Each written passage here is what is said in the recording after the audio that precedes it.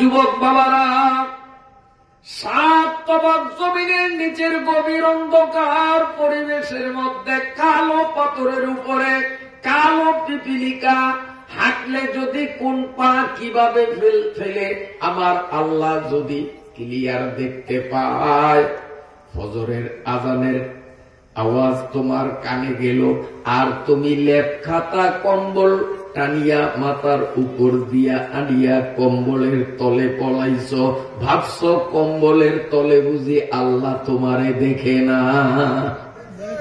দেখে? যিনি মাটির তলে ওই পিঁপড়ারও দেখেন, তো তোমারে আমারে কম্বলের তলে দেখে কি দেখে না?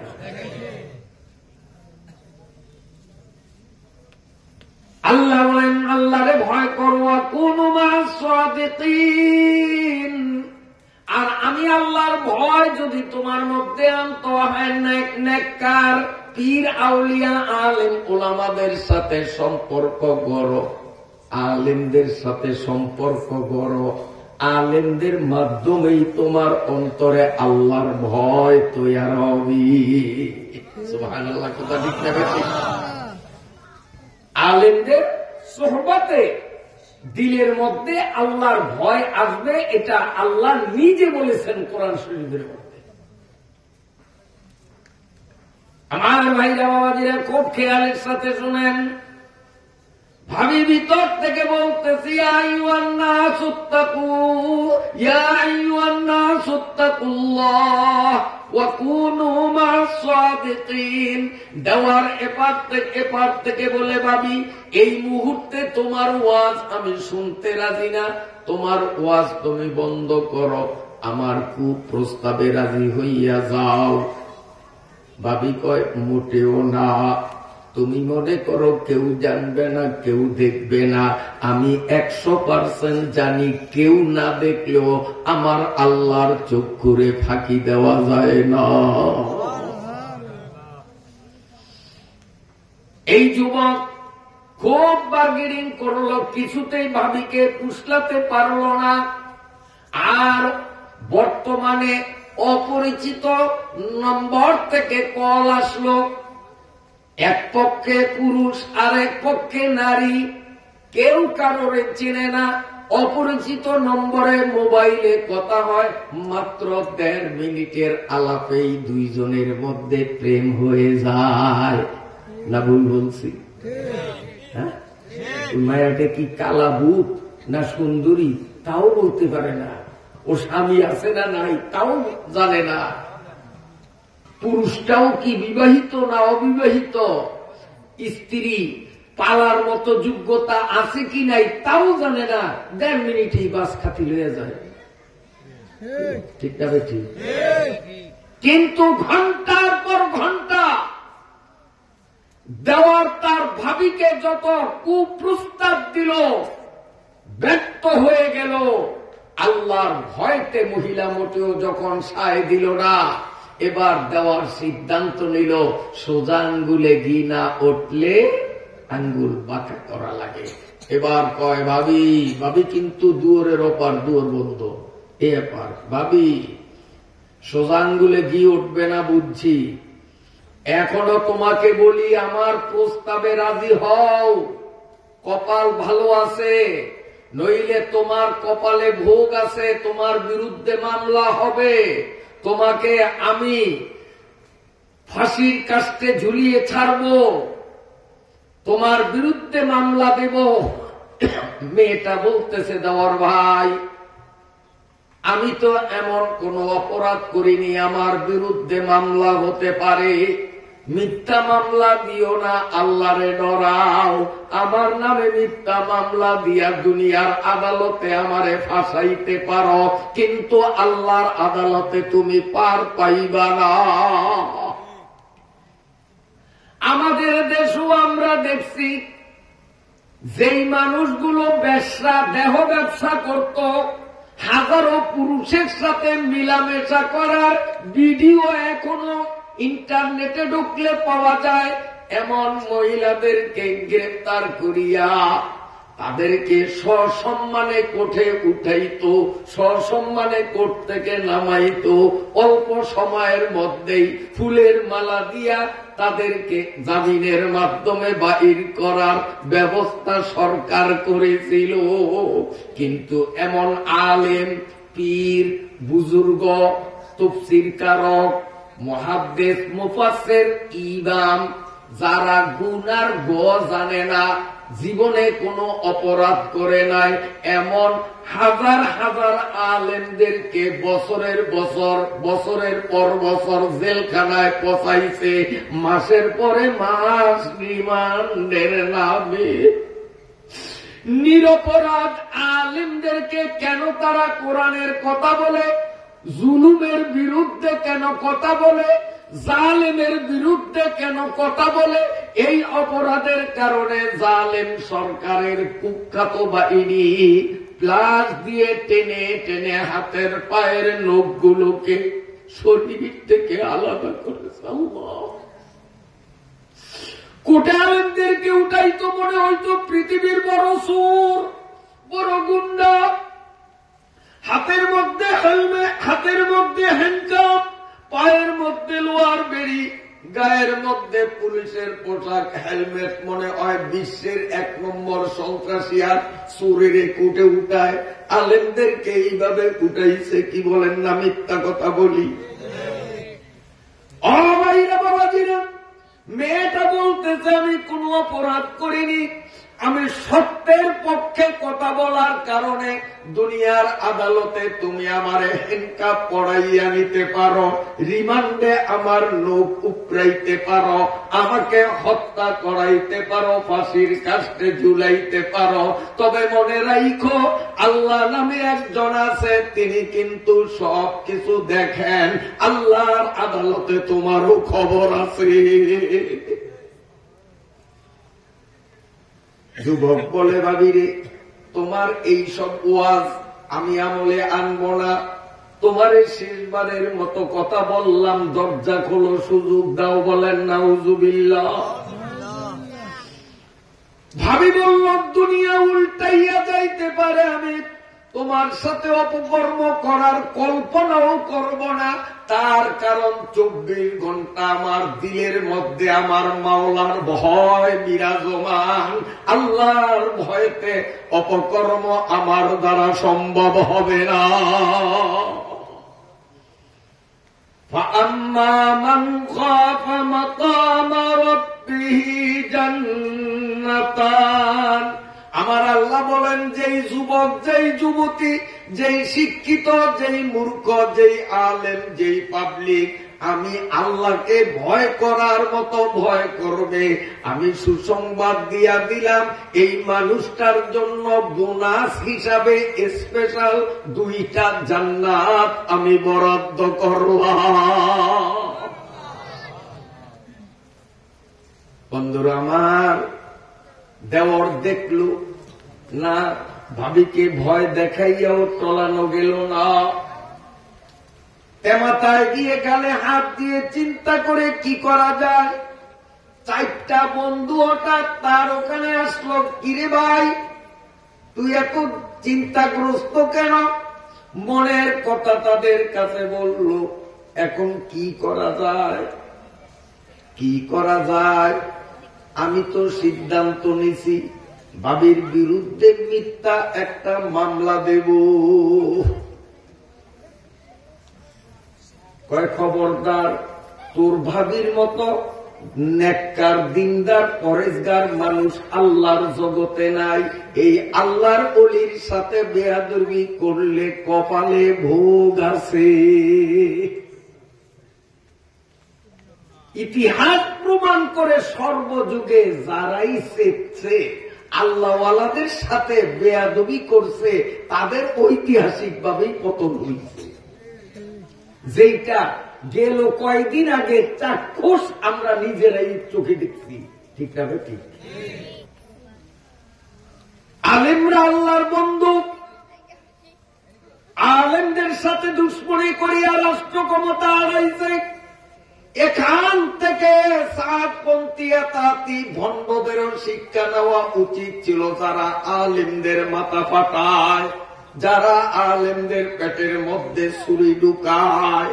তবলিগ নামে এটা এক ভণ্ড গ্রুপ, ওরা তবলিগ করে না, ওরা করে তাবেলিগ। তবলিগ আর তাবেলিগ শব্দ দুইটা। কাবিল মসজিদ থেকে যেই কার্যক্রম চলে এটা হলো তবলিগ। তবলিগের অর্থ হলো ধর্ম প্রচার করার মিশন। আর ঈদগাহ মসজিদ থেকে যেই কাজ চলে ওইটা তাবলিগ না, ওইটা হলো তাবেলিগ। তাবেলিগের বাংলা অর্থ হলো যে আওয়ামী লীগের অনুসারী।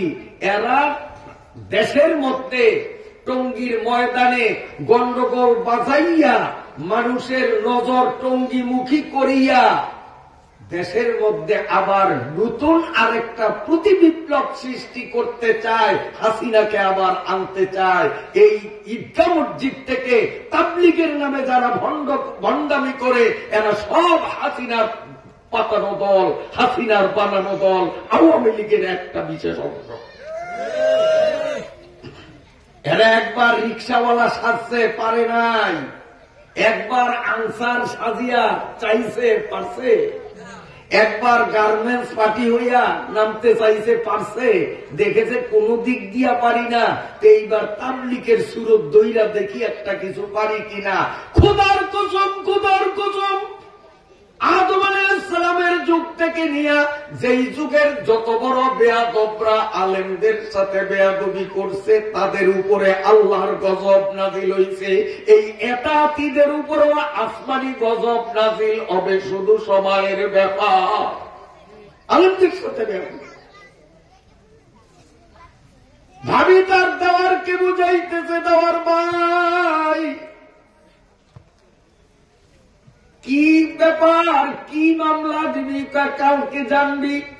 ওই 4 বন্ধুর সাথে পরামর্শ করিয়া সিদ্ধান্ত নিল মামলা দিবে। 4 বন্ধু বলে তোর ভাবির মতো ডেক্কার লোক হয় না, ওর বিরুদ্ধে মিথ্যা মামলা দিয়া কিন্তু বাঁচবি না, বিপদ আছে। কয় তোদের ওয়াজ রাখ, মরলে যা মন চায় তা হোক, এখন আমার মনের আশা পূরণ করাই লাগবে না। হুজুবিল্লাহ। ডাইরেক্ট কোর্টে গেছে, কোর্টে হাকিমের কাছে মামলা দায়ের করলো। মাননীয় জজ, মাননীয় আদালত, আমার ভাই আপনারা জানেন একজন দিনদার পরেজগার মানুষ, আমার ভাই হজের মতো গুরুত্বপূর্ণ সফরে গেছে। এই অবসরে আমার ভাই বউ, আমার ভাবি, আমার ভাইয়ের অবর্তমান সময়ে সে দেহ ব্যবসায় জড়িত হইয়া গেছে। পরপুরুষের সাথে রাত্রে সে আকাম কুকাম ঘটায়, আমি এর পুরাপুরি বিচার চাই। বলেন তো আকাম ও নিজে করছে না ওর ভাবি করছে? আকাম করছে নিজে, দোষ চাপিয়ে দেয় ভাবির উপরে, ভাবি বলে আকাম করছে। এই আলেম বিদ্বেষীরা দোষ করছে নিজেরা, আলেমরা ঘুমিয়ে রইছে। ঘুমন্ত আলেমের মাথার উপরে বাড়ি বাড়িয়া মাথা ফাটাইয়া দিছে। আলেম নামাজ পড়তেছে, তাহাজ্জুদ নামাজ পড়ে রাত্র 3:30, পিছন থেকে আইসা পেটের মধ্যে ছুরি ঢুকাইয়া দিছে। আর এখন জোর গলায়, কারণ চোরের মায়ের বড় গলা। এখন ওই চোরারা কয় তাবলিগওয়ালারা নাকি গন্ডগোল করছে। তাবলিগওয়ালারা কোনদিন গন্ডগোল করে নাই। সব গন্ডগোলের মূল হলো এতাতি গ্রুপ। এতাতি বড়জনে হাতাহাতি, ওরা নামই তো হাতাহাতি। ওটা কোন তাবলিগ না, এটা তাবলিগের সুরত দরিয়া এক নতুন ষড়যন্ত্র, ইসলামকে ধ্বংস করা, আলেমদেরকে এই দেশ থেকে বিতাড়িত করার এক নতুন কৌশল, ইহুদিদের দালাল। বন্ধুরা আমার, মামলা যখন দিল, হাকিম বললেন 4 জন প্রত্যক্ষদর্শী সাক্ষী লাগবে। তোমার কি কোন সাক্ষী আছে? বিনা সাক্ষী মামলার রায় দেওয়া যাবে না। কয় জি স্যার, সাক্ষী আছে। দৌড়াইয়া 4 বন্ধুর কাছে আসলো। আইসা কয় বন্ধুরে মামলা তো কইরা বলছি, হাকিম 4 জন প্রত্যক্ষদর্শী সাক্ষী ছাড়া বিচার করবে না। তোরা আমার জীবন মরণের বন্ধু, এখন তোরা আমার এই মামলার প্রত্যক্ষদর্শী সাক্ষী হতে হবে। কিছু মাল ধরাইয়া দিল। ওই 4 যুবক টাকার লোভে পড়িয়া নিদোষী মেয়েটার বিরুদ্ধে মিথ্যা মামলার সাক্ষী দিতে রাজি হয়ে গেছে। সবাই বলি নাউযুবিল্লাহ। এই 4 যুবক কোর্টে দাঁড়াইয়া হাকিমের সামনে বলে, হাকিম সাহেব, মাত্র বেশি দিন না, গত রাত্রে অমুক বাগানে কলামুরার আড়ালে পর পুরুষের সাথে যখন অপকর্মে লিপ্ত ছিল, আমরা 4টা মানুষ 8টা চোখ দিয়া নিজে ক্লিয়ার দেখলাম। আমরা দৌড়ান দিলাম, পুরুষটা পালাইয়া গেছে, ধরতে পারি নাই। ওর ভাবিরে হাতে নাতে ধইরা বাড়িতে আনছি। ওর ভাবি যে আকাম করে আমরা 4 জন মানুষ 8টা চোখ দিয়া ক্লিয়ার দেখছি। কি সত্য কথা, কি সত্য কথা। আমরা এই ভিডিওতে দেখছি, ভিডিওতে, শুধু ছবি না, ভিডিওতে এইভাবে পুটুস পুটুস করিয়া মানুষ মারে যারা। আগে তো বর্তম মারতো হেলমেট লাগাইয়া, হেলমেট বাহিনী যাতে কেউ চিনতে না পারে। পরে আকাম করতে করতে এমন এক পর্যায়ে গেছে, ভয় ভীতি নাই, আল্লাহর ভয় নাই, মানুষকেও ভয় করে না, আল্লাহকেও ভয় করে না। এখন আর হেলমেট লাগে না, বিনা হেলমেটেই গুলি করছে যারা চিহ্নিত সন্ত্রাসীরা। আর দোষ চাপিয়ে দেয় আলেমদের উপরে, আলেমরা জঙ্গি। জঙ্গি কারে বোঝেন? যারা গুলি করিয়া মানুষ মারে খালি খালি। তো জীবনে কোন আলেমে গুলি করছে এরকম কোন প্রমাণ পৃথিবীতে পাওয়া যায়? দোষ করলি তোরা, দোষ চাপিয়ে দিলি আলেমদের গাড়ে। এখন তো ইঁদুরের গাড়ায়ও তোদের খুঁজা পাওয়া যায় না। সাইদি সাহেবের কথা তো 16 আনায় 16 আনা মিলে গেছে। সাবধান সাবধান। এই সাইটটায় ঘুষ খাইয়া মহিলার বিরুদ্ধে যখন মামলা দিল, হাকিম গজ গজ করে রায় লিখে দিল, আগামী শুক্রবার জুমার পরে দিনের 3টায় অমুক ময়দানে লক্ষ জনতার উপস্থিতিতে মহিলাকে কোমর পর্যন্ত মাটিতে গাড়িয়া পাথর মারিয়া তাকে মারা হবে। মামলার নথিপত্র নিয়ে বাড়িতে আসলো ভাবি। দরজার নিচ দিয়ে দেখাইতেছে, ভাবি এই যে দেখো মামলার কাগজ। এখনো সময় থাকতে আমার কুপ্রস্তাবে রাজি হইয়া আমার মনের জ্বালা মিটাইবার জন্য রাজি হইয়া যাও। আমি যেভাবেই হোক মামলা উঠাইয়া আনবো, নইলে আগামী শুক্রবার তোমার মরণ নিশ্চিত, এতে কোনো সন্দেহ নাই। এই যে কাগজ, কোর্টের কাগজ। মেয়েটা 2 চোখের পানি ছাড়িয়া বলে, দেওর ভাই, ইত্তাকুল্লাহ, আল্লাহরে ডরা, আল্লাহরে ডরা। আমি কোনো পাপ করি নাই, তুই পাপ করতে চাইলি আমি সুযোগ দেই নাই। আমি পাপের বিরুদ্ধে হক কথা বললাম, আমার বিরুদ্ধে কেন মামলা দিয়া আমাকে ফাঁসির জন্য প্রস্তুত করে ফেললি? এখনো আল্লাহর ভয়তে মামলা উঠাইয়া আন, নইলে কপালে ভোগ আছে। কয় তোমার এই সমস্ত ভয় ভিত্তিতে আমি আমল করি না, হয়তো আমার মনের আশা পূরণের সুযোগ দাও, নইলে আগামী শুক্রবারেই খেলা হবে। মেয়েটা বলে, দেওয়ার ভাই, আমি তোরে ক্লিয়ার জানাইয়া দিলাম, আমারে আগামী শুক্রবারে কোমর পরিমাণ মাটিতে গাড়িয়া বৃষ্টির মতো পাথর মারিয়া তোরা হত্যা করবি। একবার মাত্র আমারে মারতে পারবি, আর বেশি পারবি না। কয়বার মারা যায়? কয়বার?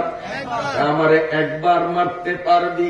আমার আল্লাহ যদি তোরা মারার পরে আমারে আবার নতুন করিয়া জীবন দেয়, আবার যদি তুই প্রস্তাব দেস আমি আবারও দ্বিতীয়বার মরণের জন্য রাজি হব, তবুও আল্লাহর ভয়ে আমি আকাম করব না। যদি মারস এইভাবে লক্ষবার আল্লাহ আমাকে জীবন দিলে আমি লক্ষবার পাথরের আঘাতে আঘাতে মরতে রাজি, তবুও আল্লাহর ভয়েতে 1 সেকেন্ডের জন্য আমি গুনাহ করব না। মুসলমানি বওয়াদ গর্দান নে আদান, মুসলমানি বওয়াদ গর্দান নে হাদান, হেনানে খোদ বদাস্তে খাজাদাদা। ভাবি তোমার ওয়াশ ওয়াশ কামে লাগবে না, খেলা জমবে শুক্রবার। 1 দিন 2 দিন 3 দিন, আস্তে আস্তে শুক্রবার এসে গেল। সকালবেলা বলে ভাবি এখনো যদি রাজি হও আমি মামলা উড্র করব, নইলে দুপুরেই কিন্তু তোমার মরণ। মেয়েটা 2 চোখের পানি ছাড়িয়া বলে আল্লাহ, কোর্টের কাগজ দ্বারা আমি নিশ্চিত হইয়া গেলাম আজকের দুপুরের পরে দুনিয়ার আলো বাতাস আমি আর পাব না। আল্লাহ হকের উপর থাকতে গিয়া যদি আমার মরণ হয় হোক, আমি মরতে রাজি, তবুও হক ছাড়তে রাজি না। জালিমদের প্রাথমিকভাবে জয়, জালিমদেরকে প্রথম অনেক শক্তিশালী মনে হয়, কিন্তু আমার আল্লাহর কুদরতের খেলা হয় এমন একটু বিলম্বে হলেও জালিম যত বড় শক্তিশালী হোক না কেন, ওই জালিমের পতন নিশ্চিত, মাজলুমের বিজয় হলো নিশ্চিত। বন্ধুরা আমার, ইব্রাহিম নবী প্রথমে দুর্বল, নমরুদ সবল, লাস্টে ইব্রাহিমের জিত, নমরুদের ঠক। ঠিক ঠিক কিনা? মুসা নবীর আমলে প্রথমে মুসা নবী দুর্বল, ফেরাউনিয়া সোরা, গুন্ডায় বড় সবল, কিন্তু লাস্ট পরিণতিতে মুসা নবীর জিত, ফেরাউনিয়ার।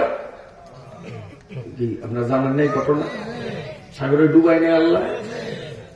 এই আমাদের দেশেও তো আলিমদের সাথে হক কথা বলার কারণে জঙ্গির ট্যাগ লাগাইয়া যে বেয়াদব গুলো ইসলামের দুশ্মন, আলেমদের দুশ্মন, মানুষ রূপী শয়তান গুলো আলেমদের সাথে বেয়াদবি করেছে, মাসের পরে মাস, বছরের পরে বছর আলেমদের উপরে জুলুম অত্যাচার করেছে, আমার আল্লাহ চোখে আঙ্গুল দিয়া তাদের কুপরিণতি বিশ্ববাসীকে দেখাইয়া দিচ্ছে।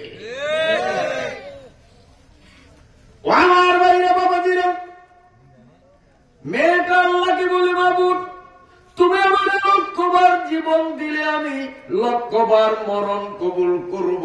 মাবুদ তবুও তোমার ভয়তে 1 সেকেন্ডের জন্য গুনাহ করব না। ঠিক দুপুর হয়ে গেল, সরকারি পুলিশরা মেয়েটাকে গ্রেফতার করল। বিশাল ময়দান, কোমর পরিমাণ, মেয়েটাকে মাটিতে গাড়া হলো।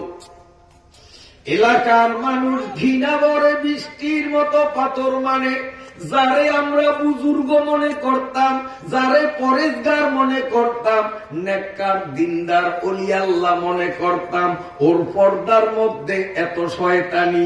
দেশের মানুষ ঘৃণা ভরে বৃষ্টির মতো পাথর মারতে মারতে মারতে মারতে ওই মহিলা পাথরের নিচে তলাইয়া যায়। এত পাথরের আঘাত সহ্য করিয়া জীবন দিল, তবুও মাওলার ভয়ে গুনাহ করতে রাজি হল না। এই জন্য আমার আল্লাহ বলেন, ইয়া আইয়ুহান নাসু ইত্তাকুল্লাহ ওয়া কুনু মা'আস-সাদিকিন। আল্লাহ বলেন আমাকে ভয় করার মতো ভয় করো, এবং আমার ভয় যদি তোমার মধ্যে আনতে চাও একমাত্র পথ হলো আলেমদের সঙ্গী হয়ে যাও। এজন্য আলেমদের সাথে আমরা থাকবো, রাজি আছে কিনা? জোরে সোরে বলুন, আলেম ওলামা যেখানে, আলেম ওলামা যেখানে, পীর বুজুর্গ যেখানে, নেককার যেখানে, ভণ্ডরা যেখানে,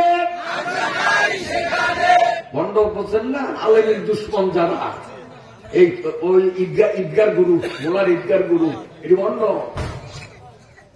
ভণ্ডরা যেখানে আমরা নাই সেখানে, পরিষ্কার কথা, বেদারণী আপনারা আসেন সামনে চলি।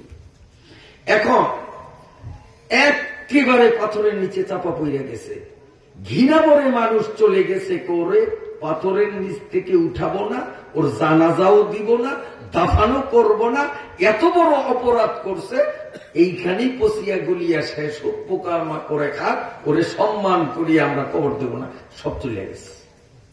সন্ধ্যা গনাইয়া আসলো, কষ্ট হয়নি আপনাদের? বেলা ডুববে ডুববে প্রায়, ওইখান দিয়া এক যুবক, ও চটকি মারার যুবক যুবতীরা কান খুলিয়া শোন, সন্ধ্যা ঘনিয়ে আসছে, এক যুবক এই পথে আসতেছে অনেকগুলো ছাগল নিয়ে। এই যুবকটা প্রতিদিন এই পথে সকালে পাহাড়ে ছাগলের ঘাস খাওয়াইতে নিত, বিকালে আবার ছাগল নিয়ে বাড়ি ফিরত, এই ছিল তার কাম। এই যুবকটা বিকাল বেলা যখন ওখানে আসছে, পাথরগুলো দেখিয়া চমকে উঠল, কিরে সকালবেলা গেলাম কোনো পাথরের চিহ্ন ছিল না, এতগুলো পাথর এখানে জমা কেন হলো?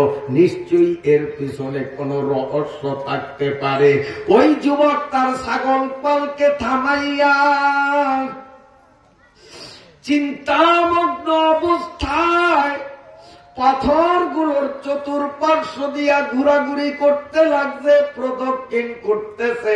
হঠাৎ ওই যুবকের কানে আওয়াজ আসলো, এই পাথরের নিচ থেকে কে যেন আল্লাহ আল্লাহ আল্লাহ নামের জিকির করি রাখে। আল্লাহ মারে কে? মারে আল্লাহ, রাখে কে?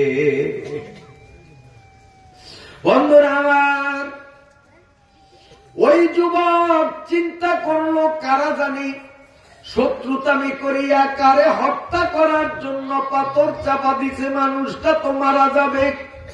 এই জন্য এই রাখাল যুবক একটা একটা করে পাথর সরানি শুরু করলো। পাথর সরাইতে সরাইতে সরাইতে সরাইতে যখন একটা মেয়ে মানুষের চেহারাটা তার সামনে ভেসে উঠল, পাথরের আঘাতে যার সমস্ত চেহারার গোস্তগুলো থেতলিয়ে গেছে, লাল রক্তগুলো তখনও ঘর ঘর করে ঝরতেছিল। যুবক এক নজর দেখার সঙ্গে সঙ্গে পিছনের দিকে চেহারাটা ফিরাইয়া দুই হাতে পাথর সরার বলে, বোন রে, এমন কি কারণ হলো? কারা কোন কারণে তোরে পাথর চাপা দিল? একটু বলবি কি? দুই হাতে পাথর সরায় আর কারণটা জানতে চায়, নজর পিছনের দিকে। কান্না কান্না কণ্ঠে মেয়েটা বলতেছে, রাখাল ভাই, জীবনে আমি তোরে কোনোদিন দেখিনি, তুইও আমারে দেখলি না। জীবনে তোর সাথে আমার কোনোদিন সাক্ষাৎ হয় নাই, কথাবার্তা হয় নাই। কোন কারণে তুই আমারে এতটা ঘৃণা করলি? আমারে দেখার সঙ্গে সঙ্গে তুই চেহারাটা পিছনের দিকে ঘুরাইয়া নিলি, আমার দিকে 1 সেকেন্ডের জন্য নজর দিলি না। আমি তোর এত ঘৃণার পাত্র কেন হলাম? জীবনে তো কোনোদিন তোর সাথে আমার সাক্ষাৎ হয়নি। যদি সাক্ষাৎ হইতো হয়তো আমার ব্যবহারে মনক্ষুণ্ণ হইতি, তোর সাথে তো আমার জীবনের কোনোদিন সাক্ষাৎ নাই। আমার কেন তুই ঘৃণা করলি? দেখার সাথে সাথে কল্লাটা পিছনের দিকে ঘুরে দিয়ে দিলি।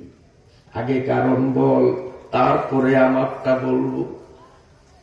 যুবকের কল্লা পিছনের দিকে।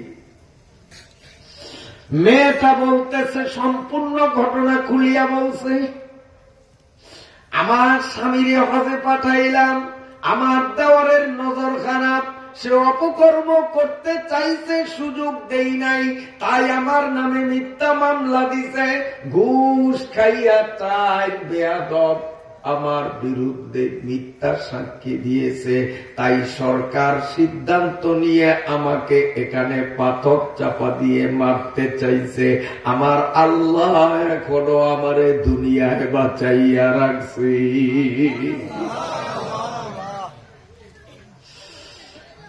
বন্ধুরা আমার, যুবক বলে, বন্ধে ভুল বুঝিস না, ভুল বুঝিস না, আমি একটা ভরা যৌবনের যুবক, মাত্র 1 সন্তানের বাবা।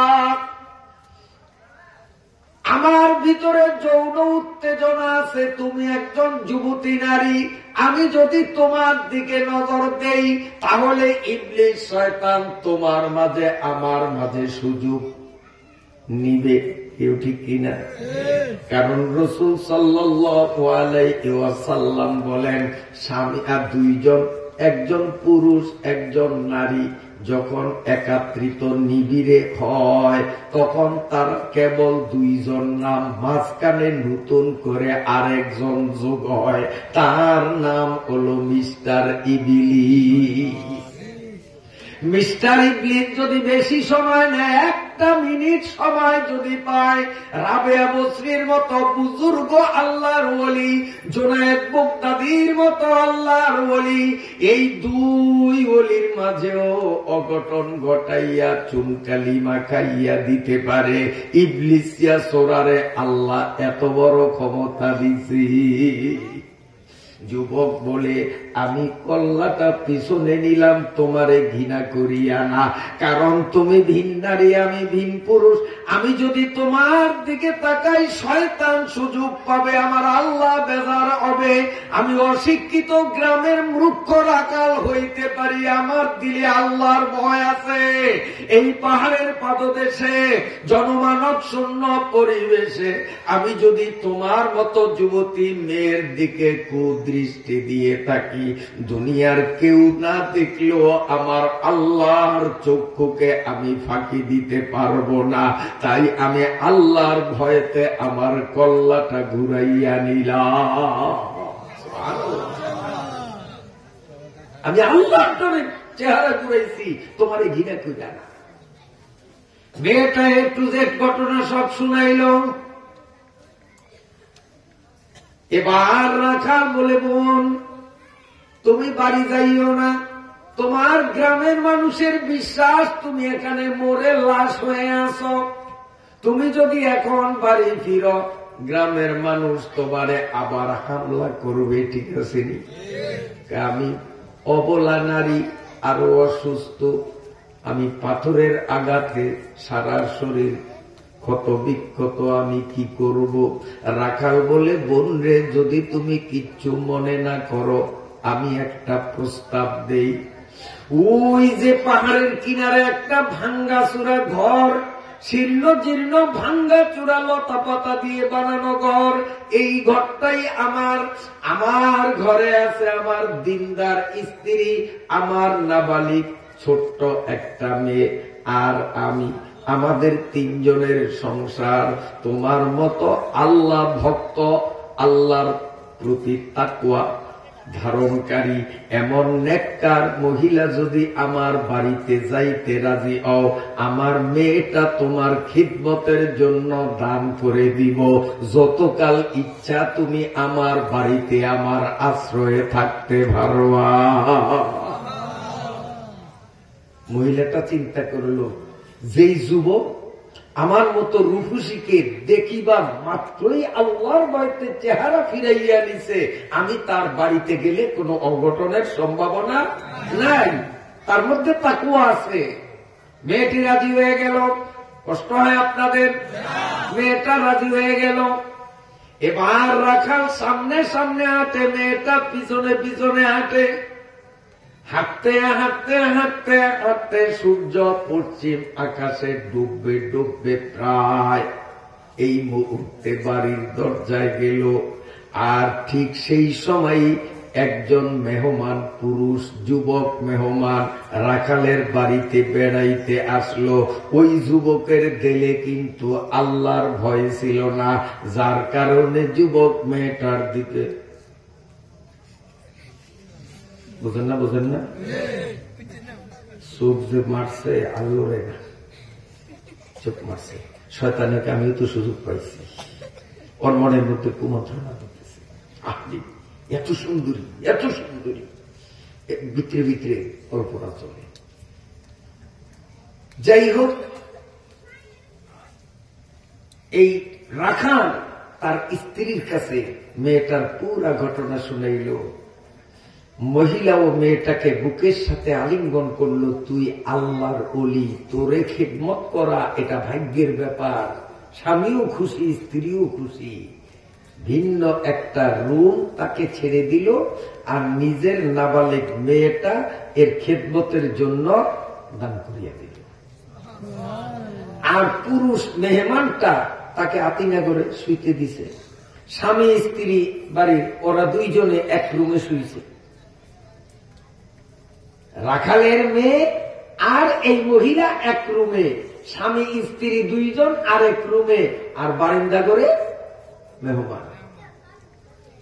সবার চোখে ঘুম আসছে, দুইজনের চোখে ঘুম নাই। রাখাল ঘুমায়, রাখালের বউ ঘুমায়, রাখালের মেয়ে ঘুমায়। আর ওই হাজী সাহেবের বউ পাথর চাপা থেকে প্রাণে বেঁচে রাখালের বাড়িতে আসছে। এই মেয়েটা ঘুমায় না। এই মেয়েটা আত্মাহিয়াতুর সুরতে কেবলামুখী হইয়া বসিয়া দুই চোখের পানি ছাড়িয়া গুনগুন করিয়া কান্দে আর বলে, আল্লাহ তোমার সাক্ষী করিয়া বলি, মাবুদ গো, আমি যদি আমার দেওয়ারের কুপ্রস্তাবে রাজি হইয়া আকাম ঘটাইতাম, দুনিয়ার কেউ জানত না, তুমি জানতা। তোমার ভয়তেই করলাম না, যার কারণে আমার এই অবস্থা। মাবুদ গো, তোমার রহমতের ভিক্ষা চাই। সারাটা রাত একটা সেকেন্ড না ঘুমাইয়া অসুস্থ মেয়েটা আল্লাহ আল্লাহ নামের জিকির করতে করতে কাটাইতেছে। তখনও তার সারা শরীর থেকে লাল রক্তগুলো গড়াইয়া গড়াইয়া জোরে। ও চটকিবাড়ার যুবক বাবারা, অসুস্থ মেয়েটা যার বিশ্রামের প্রয়োজন ছিল, চিকিৎসার প্রয়োজন ছিল, সেই মানুষটা সারা রাত মাওলা পাকের স্মরণে জিকিরের মধ্য দিয়ে রাত কাটাইয়া দিতে পারল। আর তুমি আর আমি আরামে আরামে গরম ল্যাপ কাতার নিচে শুইয়া মালিকের ফাঁকি দিয়া নামাজগুলো কাজা করি। মসজিদের পাশেই চার দোকানে মোবাইল টিভি নিয়ে ব্যস্ত থাকি। আমার আল্লাহ কিন্তু দেখে দেখে কি দেখে না? সুস্থ শরীর নিয়া মাওলারে ডাকিরা, আর অসুস্থ মেয়েটা আল্লাহ আল্লাহর জিকির করে। আর বারান্দা ঘরের মেহমানের দুই চোখে ঘুম আসে না, কখন তার মনের আশা পূরণ করবি। সে যখন উকি ঝুঁকি মারিয়া দেখল রাখালও ঘুমায়, রাখালের বউ ঘুমায়, রাখালের মেয়েও ঘুমায়। মেহমান চিন্তা করলো এখনই তো উপযুক্ত সময়। তখনকার দিনে প্রতিটা মানুষ রামদা ব্যবহার করত, তলোয়ার ব্যবহার করত। ওই ওর তলোয়ার দিয়া বেড়ার বান কাটিয়া মহিলার রুমের ভিতরে ঢুকিয়া ডাক দিল, বোন, আমি তোরে বিকাল বেলা দেখার সাথে সাথে আমারে নিয়ন্ত্রণে রাখতে পারি না, আমি তোর প্রেমে আসক্ত হয়ে গেছি। রাখাল ঘুমায়, বউ ঘুমায়, এই অবসরে আমার মনের আশা পূরণের সুযোগ দে, নইলে কিন্তু আমার তরবারির আঘাতে তোর কল্লা ফালাইয়া দেব। কি মুহূর্ত, কত বড় ভয়। সেদিনে গত পরশুদিন একটা ভিডিও দেখলাম, ইউটিউবের মধ্যে যখন ঢুকলাম, তবলিগের এক সাথী, সে আলেম না, সাধারণ মানুষ, আমি নিজে দেখছি ইউটিউবের মধ্যে ভিডিওতে তবলিগের একজন সাথী, উনি জবানবন্দি দিতেছে হাসপাতালে, উনি জবানবন্দি দিতেছে। কয় সেদিন টঙ্গীর ময়দানে ওই ভণ্ডরা আসিয়া আমারে ধরল, আমার কণ্ঠনালীর উপরে ছুরি বসাইয়া বলে, বল সাদ সাহেবকে আমি আমির মানলাম, তোরে ছেড়ে দিব, নইলে তোরে জবাই করে দেব। তখন আমি বললাম, তোরা আমারে জবাই করিয়া একবারের বেশি 2 বার মারতে পারবি না। গোটা পৃথিবীর হক্কানি উলামায়ে কেরামরা বলেছেন, সাদ ভণ্ড, সাদ হকের পথ থেকে বাতিলের পথে চলিয়া গেছে। আমরা সাধারণ মুসলমানরা আলেমদের পক্ষে থাকব, আলেমদের পক্ষে থাকিতে গিয়া জীবন দিতে হলে জীবন দিব, তবুও তোদের মতো ভণ্ডদের আমি মানব না। যখনই আমি এমন করা ভাষায় কথা বললাম, তখন আমারে আর জবাই করলো না। ওই লোকটা দেখাইল তার হাত, 2টা হাতের মধ্যে, পিঠের মধ্যে, শরীরের মধ্যে অসংখ্য কত স্থান ছুরি দিয়া খালি কোবাইছে আর বলছে, সাহাদরে আমির মান, সাহাদরে আমির মান, নইলে তোরে হত্যা করব, সবাই করব। এতাতি বন্ডরা, কোরআনের কোন পারার কত নম্বর সূরায় সাহাদরে আমির মানতে হবে? রসুলের হাদিসের মধ্যে কোন হাদিসের কোন লাইনের মধ্যে লেখছে ভণ্ড সাহাব? যে ইসলামের বিরুদ্ধে কথা বলে, কোরআনের বিরুদ্ধে কথা বলে, হাদিসের বিরুদ্ধে কথা বলে, ওই ভণ্ডরে আমির বানিয়া ভণ্ড তবলিগ করার কথা কোথায় তোরা পাইলি? পাইবি কেমনে? তোরা নিজেরা আলেম না, আর আলেমদের সাথে সম্পর্ক রাখো না, অতএব তোরা ইসলামে থাকতেও পারো না। তবলিগ করার অধিকার তোদের নাই। তোরা তবলিগ না, তোরা তাবেলীগ, আওয়ামী লীগেরই একটা অংশ। আমার কথায় আপনারা বেজার হন? বন্ধুরা আমার, এ পর্দার আড়ালের মায়েরা শুনেন, মেয়েটার সঙ্গে সঙ্গে বলল, মেহমান ভাই, ইত্তাকুল্লাহ হাক্কা তুকাতিহি ওয়া কুনু মা'আস সাদিকিন। আল্লাহরে ডরা, আল্লাহরে ডরা। কেউ না দেখলেও আল্লাহ কিন্তু দেখে। দেখেনি, আরে জোরে কোন দেখেনি? কেউ না দেখলো আল্লাহ দেখে। রাখাল দেখে না, রাখালের বউ মেয়ে দেখে না, কিন্তু আরেকজনে কথা কোন দেখে। হায় হায়, রাত 2টার সময় দামরা গরুটারে দিলে নিয়া আরেকজনের কলই খেতে ছাড়িয়া আমার গরুর পেট ভরাইয়া আবার চুপি সারে বাড়িতে আসলাম। চটকি মারার কেউ টের পায় নাই, কেউ দেখে নাই, তাই বলিয়া আল্লাহ মনে হয় দেখে নাই। কারণ আল্লাহ তো ঘুমাইছে, রাত 3টায় খাওয়াইলে আল্লাহ দেখে। এইরকম গরু ছাড়িয়া কলি খাওয়া নিয়ে পার্টি হয়, তো আপনাকে চটকি মারা নাই, এনে সব আল্লাহর ওলি।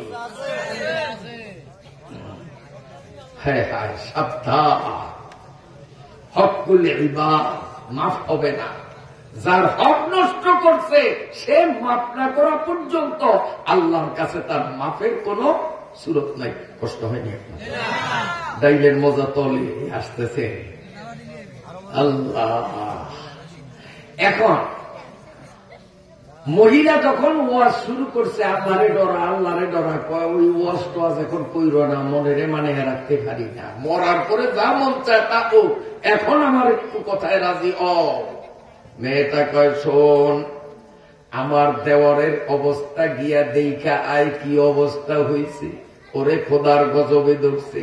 কোন গজবে ধরছে তার সামনে বলবো। মিথ্যা 4টা সাক্ষী আমার বিরুদ্ধে, যে 4টা মিথ্যা সাক্ষী দিছে, মেহমান ভাই একটু ঘুরিয়া গিয়া দেখা আয় খোদার গজবে ওদেরও ধরছে। তুই যদি মার্কেটিং করস আল্লাহর নজর ফাঁকি দিতে পারবি না, আল্লাহর গজব তোর উপর নাজিল হবে। এখনো বলি আল্লাহর ভয় অন্তরে আনিয়া আমার রুম থেকে বাহির হইয়া যা। তলোয়ার উঁচু করল, রাজি হওয়া নইলে কিন্তু কোপ মারলাম। কয় তুমি আমারে কোপ মারো, মারতে পারো, আমি তো এমনি মরা মানুষ, পাথরের নিচে তো আমি মরেই গিয়েছি। ভাগ্য গুণে আল্লাহ এখনো আমার হায়াত রাখছে, আমারে মৌতের ভয় দেখাইয়া লাভ নাই। আমি মৃত্যুরে যদ্দুর ভয় করি, আমার আল্লাহরে তার চেয়ে কোটি গুণ বেশি ভয় করি। সুবহানাল্লাহ। কাজে তুমি আমারে মারতে পারো, আমি মরবো, তবুও আমি তোমার কুপ্রস্তাব মানব না। ও জিদ দে, যখন আর পারলো না আমার দিকে চাও, খুব মনের পোষায় এমন জোরে একটা কোপ মারছে, কিন্তু লক্ষ্যভ্রষ্ট হয়েছে। কোপটা মহিলার গাও না লাগিয়া মহিলার পাশে যে রাখালের ছোট্ট নাবালেক মেয়েটা শুইয়া নাকটাইয়া ঘুমায় পড়ছে, এই মেয়েটার পেটের উপরে এক কোপে কচি মেয়ের শরীরটা 2টা টুকরা হয়ে আলাদালাদি করতে আসে। মেয়েটা কাটিয়া গেছে 2 ভাগ। আর এই মহিলা কিংকর্তব্য বিমূঢ় হইয়া একেবারে হতবাক, কীট থেকে কি হয়ে গেল। ওই কর্তৃত অংশ থেকে গড়গড় শব্দ, সেই শব্দে মেয়ের মা বাবা রাখাল আর রাখালের বউর ঘুম ভাঙল। দৌড়াইয়া মহিলার রুমে আসিয়া দেখলো মহিলা চুপচাপ বসা, মেয়েটা তার সামনে 2 টুকরা হইয়া লাফালাফি করতেছি। মা আর বাবার মনে মানে না, প্রাণে সয় না। মাথার চুল ধরলো, মুখ চাপিয়া ধরলো, আর কিল ঘুষি লাথি যদ্দূর পারছে। তোর কোনো ঠিকানা ছিল না, আমি মায়া করিয়া তোরে ঠিকানা দিলাম, খিদমতের জন্য মেয়েটা দিলাম, আর তুই এত বড় নিমক হারাম। আমাদের ঘুমের সুযোগ পাইয়া আমার ঘরে বসিয়া আমার মেয়েরে হত্যা করলি। তোর মতো জালিম আল্লাহর জগতে হয় না। খালি গালি দেয় আর মহিলারে মারে, মুখ চেপে ধরছে, কোনো কথা বলার সুযোগ ছিল না। মেয়েটা 2 চোখের পানি ছাড়িয়া কান্দে আর মনে মনে বলে, মাবুদ গো, যদি আমি নাহক দলে যোগ দিতাম তাহলে আমি পাথরের আঘাতও খাওয়া লাগতো না, আজকে রাখালের হাতের মারও আমার খাওয়া লাগতো না, আরামে আরামে দিন কাটতো। কিন্তু হকের উপর থাকিয়া তোমাকে ভয় করার কারণে একবার পাথরের চাপা খাইলাম, এবার অন্যায় ভাবে রাখাল আর রাখালের বউয়ের হাতের মাহির আমার কপালে আসছে। ওগো আল্লাহ, এর চেয়েও যদি কঠিন থেকে কঠিন সাজা আমার উপরে আসে আমিও তোমারে ক্লিয়ার জানাইয়া দিলাম, আমার হুশ তাকিতে 1 সেকেন্ডের জন্য তোমার ভয়ে আমি গুনাহ করব না। তুমি আমারে কদ্দুর সাজা দিবা আল্লাহ দাও, তুমিও সাজা দিবা, আমিও হকের উপরে থাকবো। আর হকের উপরে থাকতে গেলে তাদের উপরে একটু বিপদ আসবে, কিন্তু লাস্ট মুভমেন্টে ওই জালিমের পতন হবে, আর যার উপরে জুলুম করেছে তারই জিতের পালা হবে। কি বলে বন্ধুরা আমার? এরপরে রাখাল আর রাখালের বউ তো ইচ্ছা মতো মারতেছে, মেয়েটা মরে শেষ হয়ে গেল, আর মেহমান দৌড়াইয়া পালাইয়া গেছে, কিন্তু বেশি দূর যাইতে পারে নাই, মাত্র তেমাতা পর্যন্ত গেল, অমনি আল্লাহর গজবে তারেও ধরছে। বলেন সুবহানাল্লাহ। হকের হাকিম আল্লাহ আছে না নাই? হকের হাকিম আল্লাহ আছে, আমার ক্ষমতা আছে, তাই বলিয়া নিরীহ মানুষের উপরে আমি অত্যাচার করব? হকের হাকিম আল্লাহ আছে, সময় মতো খেলা তিনি খেলবে, ঠিক না? আল্লাহ এইবার হইল কি? ধরছে এটারও গজবে। কি গজব একটাও কিন্তু বলি নাই। দেওয়ারের গজব, সাক্ষী সাইডার গজব, মেহমানের গজব। কোনদারে কোন গজবে ধরছে, কেমনে ধরছে আপনাকে শুনতে কষ্ট হইব মনে হয়। আজকে এটা না কইলেই বেলা, হ্যাঁ কইতাম, বলবো ইনশাআল্লাহ। তারপরে হইল কি? হ্যাঁ, রাখালে আর বউ মারতে মারতে মারতে মারতে ঘামে গেছে। ঘামে গিয়া এখন খুদির সাথে হেলান দিয়া দোনোটায় জিরায় নিয়ে গেছে। মেয়েটার তো এখন মুখ খোলা। এখন মেয়েটায় বলে, ও রাখাল ভাই, ও ভাবি, আমারে একটা কথা বলার সুযোগ দিলা না। ঘটনা কি যাচাই না করিয়া একতরফা ভাবে আমার উপরে তোমরা ভীষণ আক্রমণ চালাইলা। আমার সারা শরীরের মধ্যে শুই রাখার জায়গাও নাই। পাথরের আঘাতে যেই জায়গার থেকে রক্ত না ঝরছে এমন ক্ষত বিক্ষত শরীরটার উপরে তোমরা স্বামী স্ত্রী দুইজন মিলে যেই নির্যাতন চালাইলা, তোমাদের মধ্যে কি মানবতা বোধ বলতে কিছু নাই? আমারে একটা কথাও বলার সুযোগ কেন দিলা না? আসল ঘটনা হলো, তোমরা যখন ঘুমাইয়া পড়ছ, তোমাদের ওই পুরুষ মেহমান আমার ঘরের বেড়ার বান কাটিয়া, ওই যে দেখো বেড়ার বান কাটা, এই বান কাটিয়া আমার রুমের মধ্যে ঢুকছে। আমিও জাগ্রত অবস্থায় আমার মালিকের জিকিরে মগ্ন ছিলাম। তোমাদের মেহমান আমারে খুব প্রস্তাব দিল, আমি রাজি হইলাম না। কিছুতেই যখন আমাকে রাজি করতে পারল না, আর আমি ওরে আল্লাহর ভয়ের জন্য ওয়াজ করতেছিলাম, ওয়াজ মানল না। শেষ পর্যন্ত সে তার মনের আশা পূরণে ব্যর্থ হওয়ার দুঃখে আমাকে হত্যা করার জন্য তার হাতের তরোয়ার যখন জোরে মারছে, লক্ষ্যভ্রষ্ট হইয়া এই তলোয়ার আমার গায়ে না লাগিয়া তোমার ঘুমন্ত মেয়ের গায়ে লাগছে। আমি জবাই করি নাই, আমি হত্যা করি নাই। হত্যা তোমাদের মেহমান করেছে, ওই যে সেই তলোয়ার। অমনি তলোয়ার তার হাতে নিয়ে দেখে সত্যি তো মেহমানের তলোয়ার। বারান্দা ঘরে গিয়ে দেখে মেহমান ও না।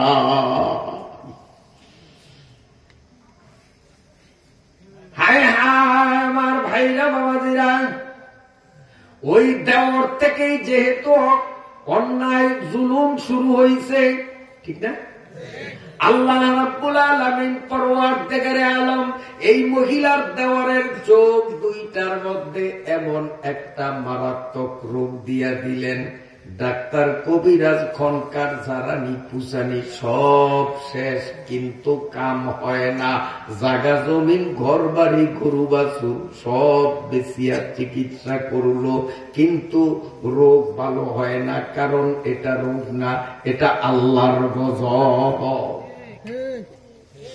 যে সাইটটা মিথ্যা সাক্ষী দিয়েছে আল্লাহর গজবে, তাদের এমন অবস্থা হয়েছে মাথার থেকে পা পর্যন্ত সারা শরীরের চামড়া পছন্দ ধরেছে।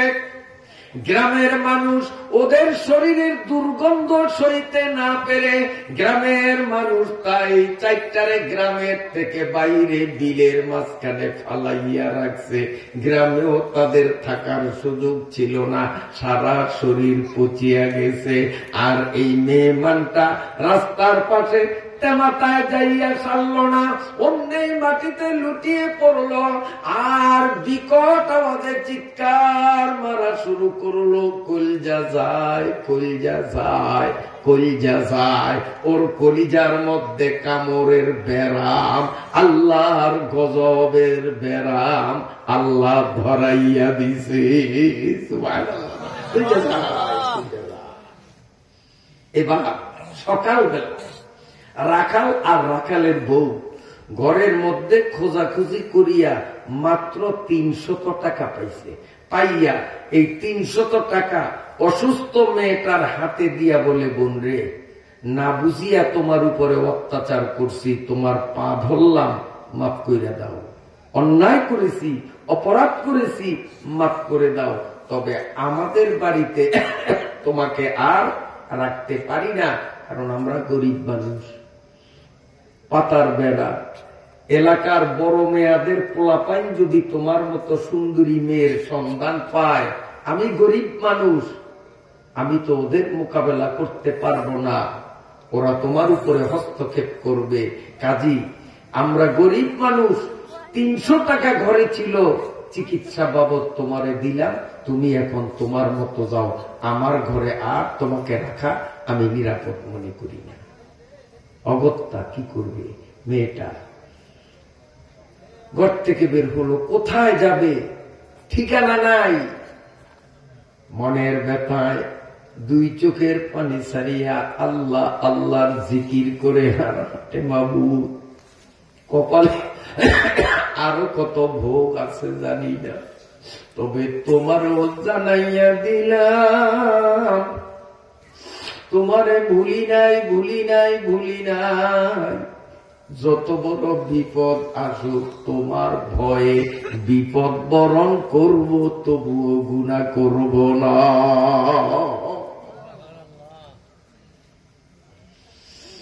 এই মেয়েটা গুনগুন করে হাঁটতেছে আর কাঁদতেছে। হঠাৎ দেখে সামনের থেকে 2 জন পুলিশ একজন আসামিরে ধইরা জবর ভাবে মারতে আছে, খুব মারতে আছে। সৃষ্টিগত ভাবে মহিলাদের মন পুরুষদের তুলনায় কিন্তু একটু নরম, কেউ ঠিক না বেঠিক? সৃষ্টিগত ভাবে পুরুষের তুলনায় মেয়েদের মনটা একটু নরম, আর ওদের শরীরটাও নরম। আমগো শরীর টিপ দিলে ওই সাইকেলের টায়ারের চেয়েও শক্ত, আর মহিলাদের শরীর টিপ দিলে দেখা যায় সাইকেলের টিউবের চেয়েও নরম। না সত্য বলছি মিথ্যা বলছি? কিন্তু ব্যতিক্রম ধর্মী 2 সাইডটা আছে, এটি কিন্তু পুরুষ কি শক্ত, এর সো বড় শক্ত, এটি জানে, এটির দিলে কোনো মায়া দয়া নাই। আল্লাহ, যাই হোক, মেয়ে মানুষ, ওর মন গইয়া গেছে। পুলিশ ভাই একটু কথা, কি বলবা? কি লোকটারে পিডানকা, কার তোরই কইয়া লাভ কি? ওই ব্যাংকের থেকে 300 টাকা লোন আনছে, এখন ফলেয়া ফলেয়া বেড়ায়, লোন পরিশোধ করে না, ওর বিরুদ্ধে মামলা, আজ কয়েক বছর খোঁজাখুঁজির পর এইবার হাতে নাতে চান্দুরে ধরছি। ফিডা এখনো কি, ফিডা তৈব থানায়। মহিলা দুই চোখের পানি ছাড়িয়া দিয়া কান্দে, আর পুলিশেরা হাত ধরিয়া বলে, স্যার এই মানুষটারে এত মারণ মারলেন, বলেন এখনো মাইর কিছু না, আসল মাইর থানায়। বলেন তো আপনারা লোকটারে মারতে মারতে মারতে মারতে লাশও যদি বানাইয়া দেন 300 টাকা কি পাইবেন? কয় না, কেমনে পাবো? মহিলা বলেন, আমার নিজের চিকিৎসার কথা আমি ভুলিয়া গেছি, ঔষধ খাবো ভুলিয়া গেছি, আরেকজনের বিপদ দেখিয়া মোমেন নিজের থেকেও অন্যের বিপদকে প্রাধান্য দেয়। আমি আপনাদেরকে বরং বলতেছি, নেন এই 300 টাকা। আপনারা তো 300 টাকার কারণে ওরে মারেন, থানায় নিয়ে মারবেন, টাকা পাইবেন না। তার চেয়ে বরং ভালো হলো নেন 300 টাকা, ওরে আল্লাহর ওয়াস্তে ছাড়িয়া দেন। বলেন তো এই মহিলা এই বেটার উপকার করলো না ক্ষতি করলো? উপকার করছে না ক্ষতি করছে? করলো উপকার। কত বড় উপকার! পুলিশের হাত থেকে ছাড়াইয়া দিল। এখন মেয়েটা এদিক দেখেন, এদিক হাঁটতে আছে, ওই আসামি বেটাও পিছে পিছে আগে। মেয়েটা আবার একটা মাথায় এদিক যায়, ওইটাও এদিক। মেয়েটা আবার অমনে যায়। তখন মেয়েটার সন্দেহ হয়েছে, এইটাও তো আমার দেওয়ারের মতো নজর খারাপ, ওই আমারে ফলো করে। অমনি মেয়েটা ঘুরে দাঁড়াইল। আসামি ভাই, কুলজাটা বড় হয়ে গেছে, যে কথা মনে ভাবছিলাম কওয়ার সুযোগ হইব না, ও যখন আগে শুরু করছে এইবার খেলা জমবে, এবার মনের আশা পূরণ হবে। আগে আসছে।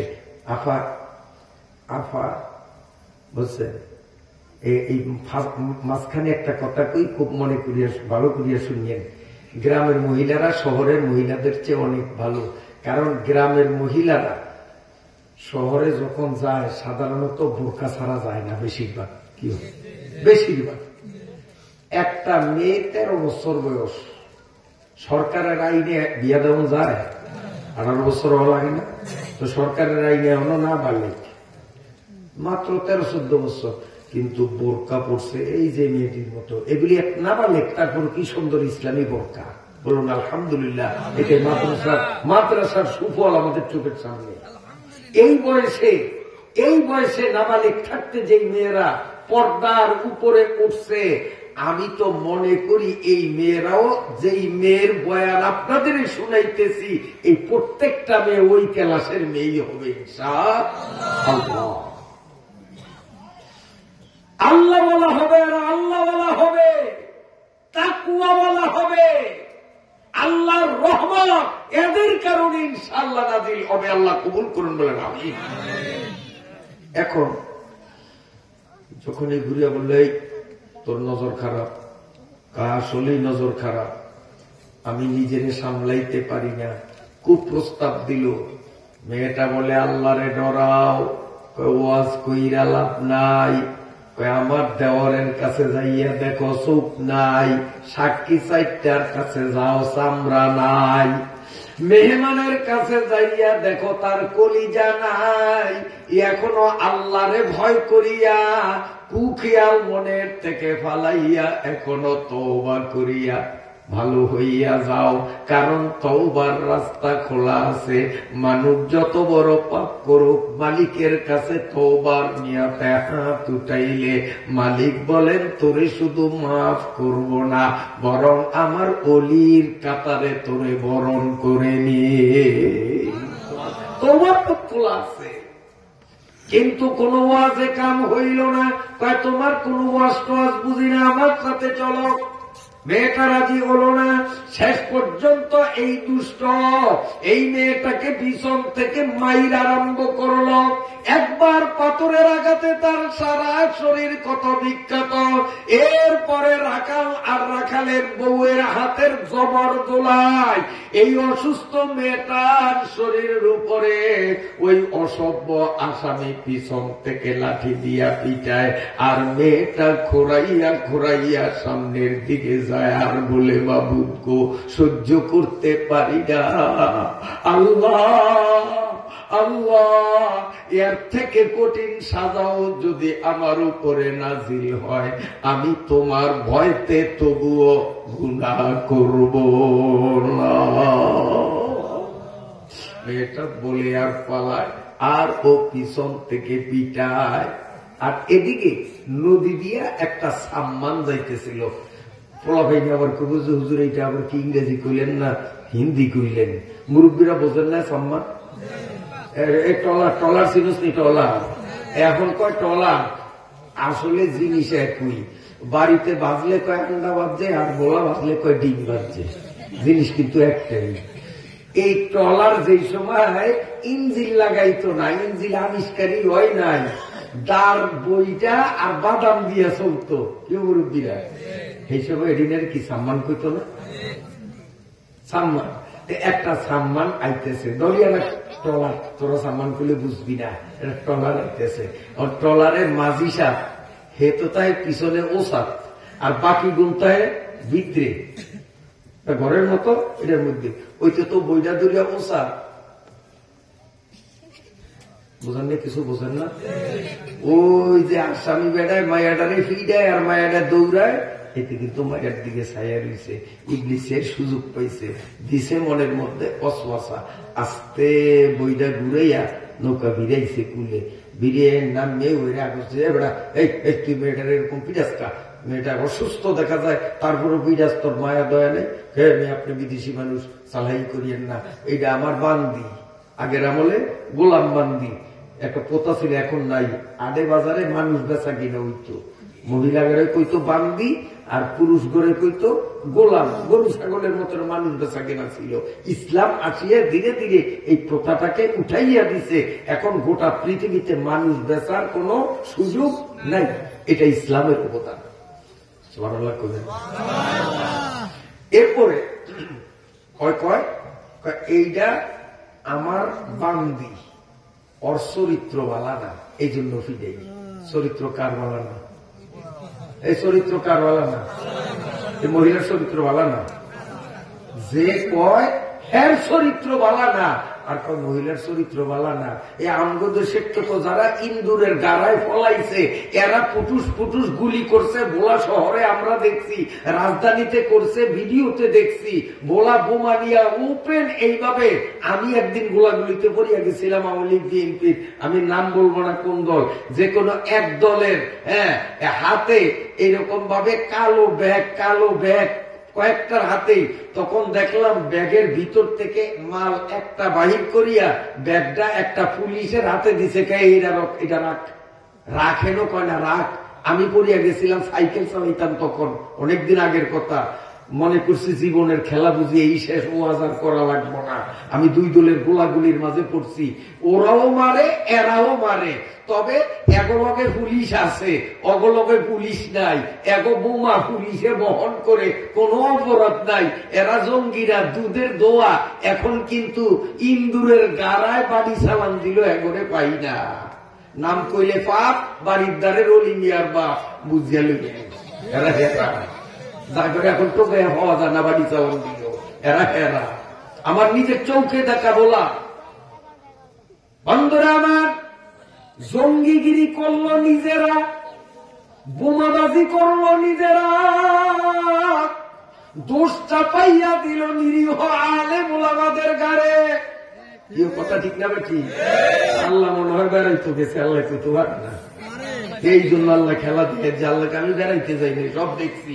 সময় মতো 5 তারিখে আল্লাহকে আমি দেখে দিচ্ছি। আল্লাহ এবার কয় আমার বান্দি, ওর চরিত্র ভালো না, এই জন্য ফিরাই নিয়া তুমি সর। এইটার ভিতরে তো শয়তান অসওয়াসা ঢুকছে। এইটা কত বান্দিরা বেচেলা, এটার যখন চরিত্র ভালো না, এটার আড়ে উড়ে বেচেলা। কার এইটার চরিত্র খারাপ, এটারে কেউ কিনবো না, কাজে এইটারে ফিডাইয়া আমি সাইজ করবো, এটা বেচবো না, এটা কিনবো না, কেউ কিনবো না, এটার চরিত্র খারাপ। দাম বিশেষ কত? কোরবানি আরো গরু নেয়, বেচার নিয়ত নেই, গায়েকে কত মূলায় এইটা চাইব। তো গরুর দাম হাই মূল্যে আছে হয়তো 35 থেকে 40,000 টাকা, কিন্তু দাম চাই 2.5 লক্ষ টাকা, কারণ বেতনের নিয়ত নেই। এর মাথা নাম উদ্দেশ্য, ওর দাম নাই 40,000, কত 2.5 লাখ টাকা চাই, কত মূল্যায় বেচার নিয়ত নেই।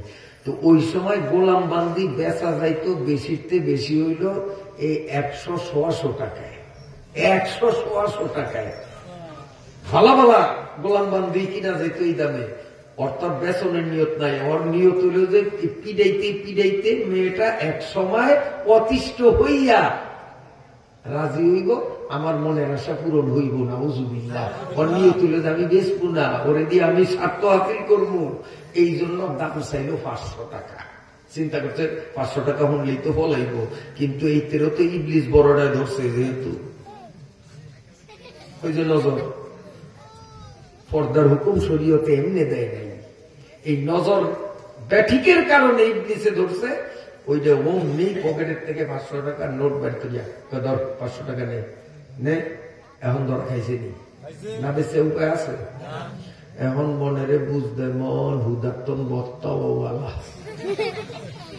হুদার্তন বত্তাওয়ালা, তোর মনের আশা পূরণ না হইলে অন্তত এত 500টা ভাইছ।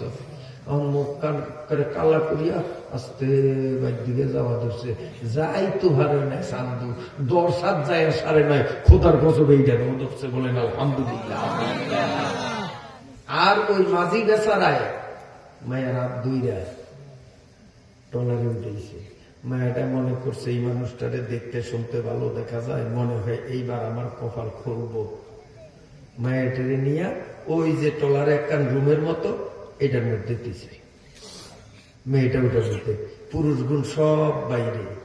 নৌকা চলতে চলতে রাত্র হইছে, এক জায়গায় গেরাফি ফালাইয়া এক সরের কিনারে, যে রাত্রে এখানে থাকবে, সকালে আবার সাথ।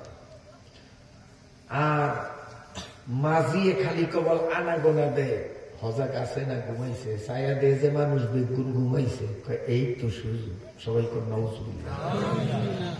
আস্তে উনি রুম খুলছে, তালা খুলছে, কিছু তালা মারছে, খুলছে, ভিতরে ঢুকিয়া দেখি যেই মহিলা একবার পাথরের আঘাত, আরেকবার রাখালের হাতের মাইল, আরেকবার আসামির হাতের মাইল খাইয়া সারা শরীরটা তার একেবারে থেত্রা থেত্রা অবস্থায়।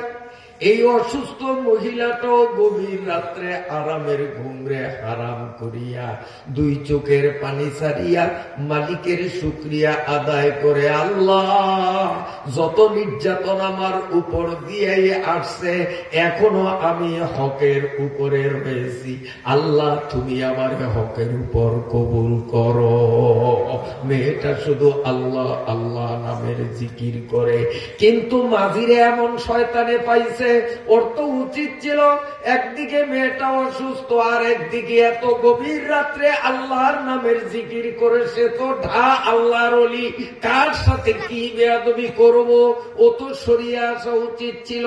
কিন্তু সেখানে ডাইরেক্ট যখন মেয়েটার কাছে কুপ্রস্তাব দিল, মেয়েটা আগের মতো ওয়াজ আরম্ভ করলো, ইয়া আইয়ুহান নাসু তাকুল্লাহ, এ দুনিয়ার মানুষরা আল্লাহরে ডরা, আল্লাহরে ডরা। ওয়াজ করিস না, আমার নৌকার লোকজন সব ঘুমাইয়া গেছে, তোর মাঝে আমার মাঝে কি হবে ওরা কেউ টের পাবে না, তুই চুপ থাক। কয় না না, সবাই ঘুমাইলেও একজন কিন্তু ঘুমায় না, তিনি হলেন কে?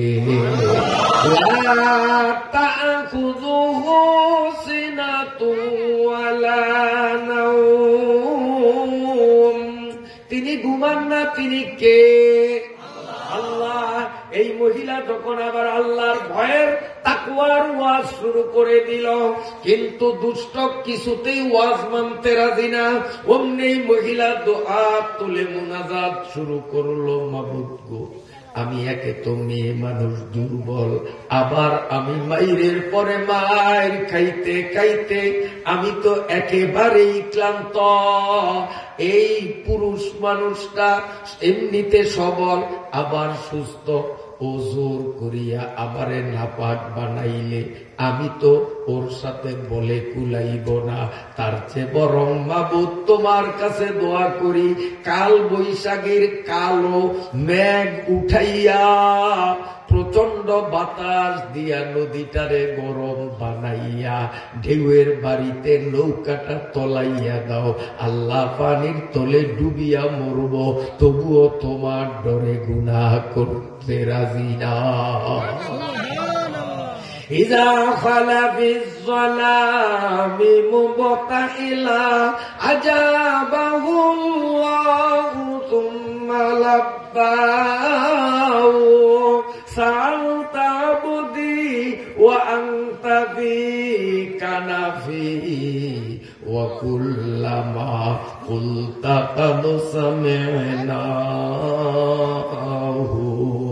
মুসলমান যখন আল্লাহর কাছে মন থেকে দোয়া করে, আমার আল্লাহ ওই দোয়া ফিরাইয়া দেয় না।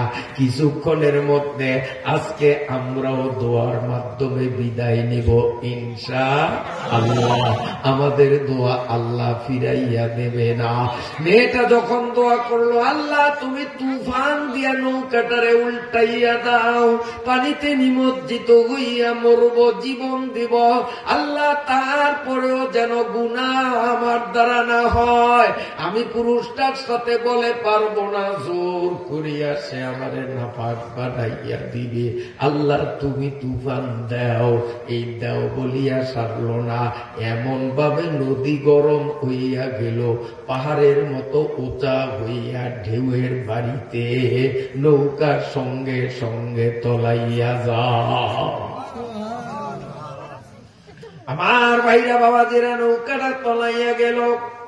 মাঝি মাল্লা কে কোথায় গেল আজ পর্যন্ত তাদের কোনো হদিস পাওয়া যায় না।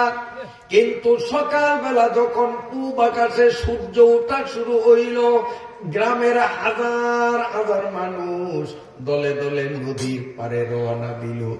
রাত্রে এত ভীষণ তুফান হইল, নদীর অবস্থা কি চল, কত লাশ নদীতে ভাসে, একটু দেখতে যাই, যাবে না মানুষ? হাজার হাজার মানুষ নদীর পার গিয়া অবাক। এখনো বিশাল বিশাল ঢেউ নদীর মধ্যে নাচানাচি করতেছে। কোন নৌকা নাই, ট্রলার নাই, লঞ্চ নাই, স্টিমার নাই, শূন্য নদীর মধ্যে অসংখ্য ঢেউগুলো পাহাড়ের মতো নাচানাচি করতেছে। আমার দিকে তাকান, কিন্তু এই বিশাল ঢেউয়ের উপরে একটা তক্তা দেখা যায়, মাত্র একটা তক্তা।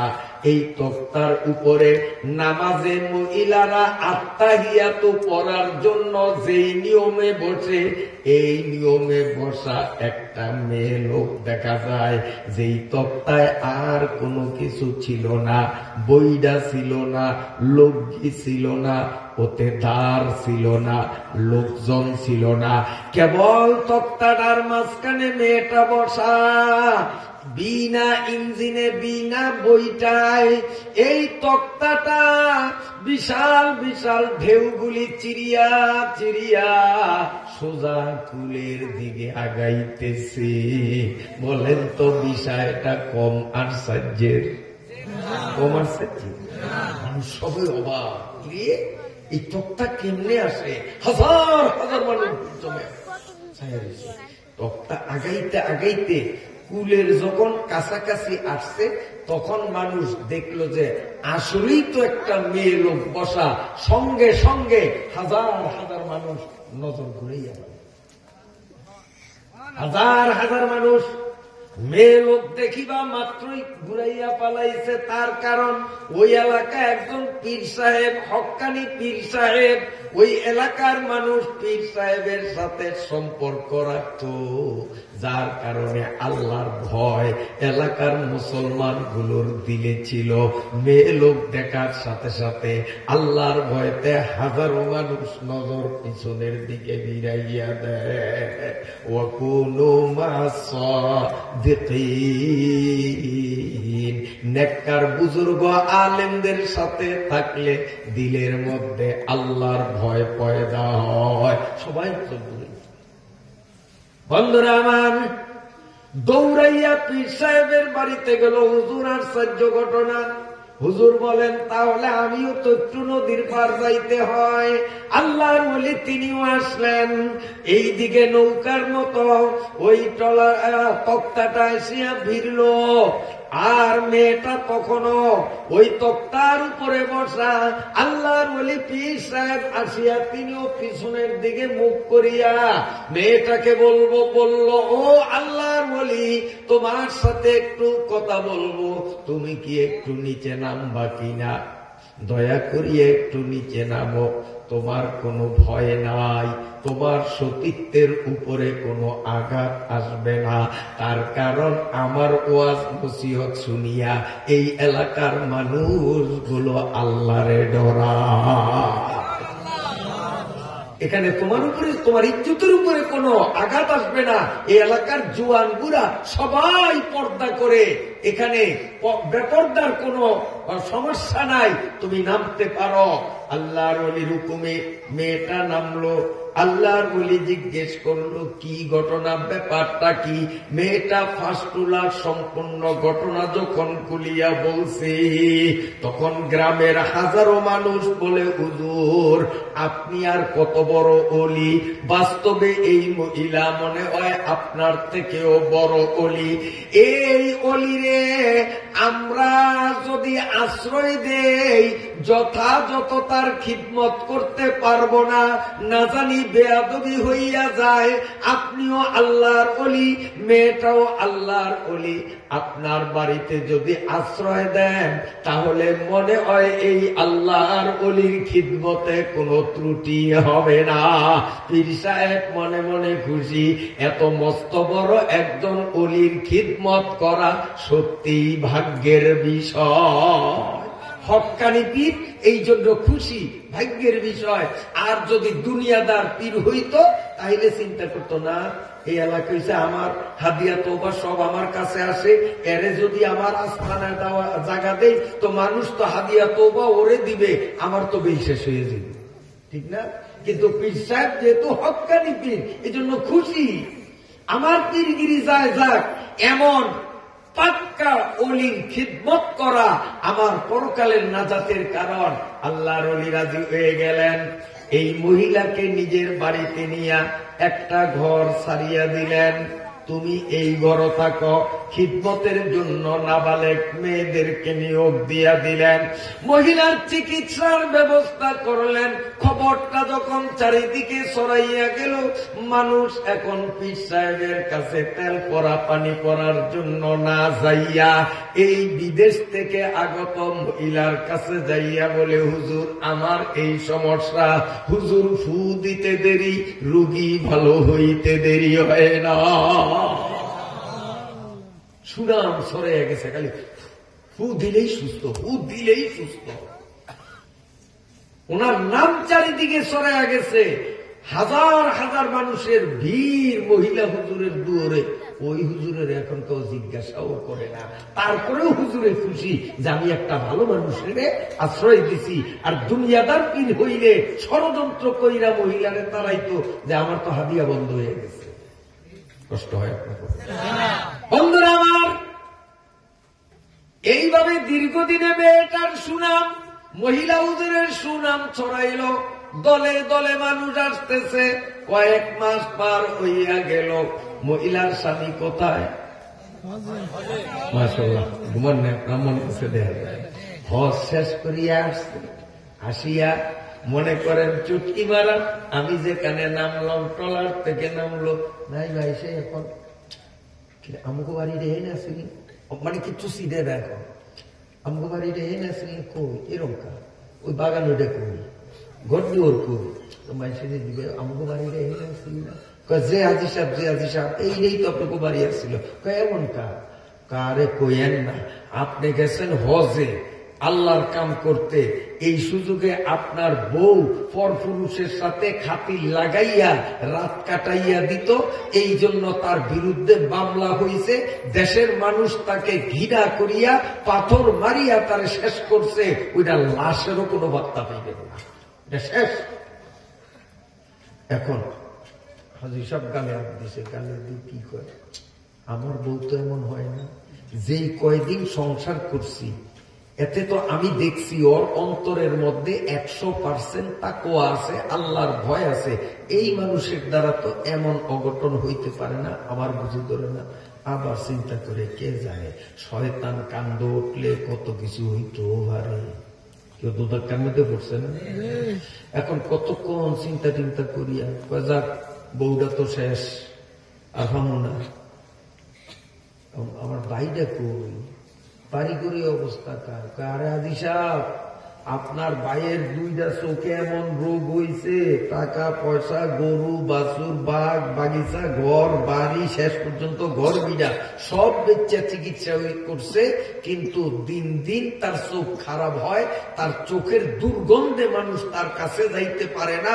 সারা দিন সারা রাত ওই যে বিলের কিনারে খালি গড়াগড়ি করতেছে, কেউ তার কাছে জানা কিনা অবস্থায়। হাজী সাহেব কয়, তাহলে একটু আমার ভাই কাছে নিয়ে চলো। আমার মা নাই, বাপ নাই, ছিল স্ত্রী তাও নাই, আছে জোরের ভাই। আমি একটু কোনো মতে চেষ্টা কইরা দেখি ভাইয়ের কোনো উপকার করা যায় কিনা। সত্যি হাজী সাহেব একা একা গেলেন, ঘৃণায় কেউ তার কাছে গেল না। হাজী সাহেব একা একা তার কাছে যাইয়া ভাইয়ের গলা জড়া ধরাইয়া কয়, ভাই রে, তোর এই অবস্থা কার? ভাই মারাত্মক অসুখ, সব বেচিয়া কিনিয়া শেষ করছি, কাম হয় না। কয় তোর ভাবি কই? কয় কইয়েন না, ওর চরিত্র ভালো না, যার কারণে ওরে পাথর মাইরা হত্যা করা হয়েছে। ওহনো সোজা হয় না, এখনো কয় চরিত্র ভালো না। দেখেন না, এখনো কয় বৈধ। মার কথা, আমার মা এখনো বৈধ, কি জানি হেডুক বুঝে লেন বাড়িতে। লজ্জা থাকলে, শরম থাকলে, আকল থাকলে, বিবেক বিবেচনা বুদ্ধি থাকলে ওরা চুপ থাকা উচিত ছিল। কথা ঠিক না বে ঠিক? আসলে ওটা বেয়াদ করলেন জাত, বেয়াদবের জাত, বেয়াদ করলেন জাত। আলেমের সাথে যারা বেয়াদবি করে তাদের মাথায় আল্লাহ আক্কেল দেয় না, এটা একটা বাস্তব কথা। এখন কয় ওর চরিত্র আলাদা। আজি সবার কি কয়, আমার বউ তো এমন হইতে না, কে জানে আমার শয়তান কান্দ উচ্চার কি করছে।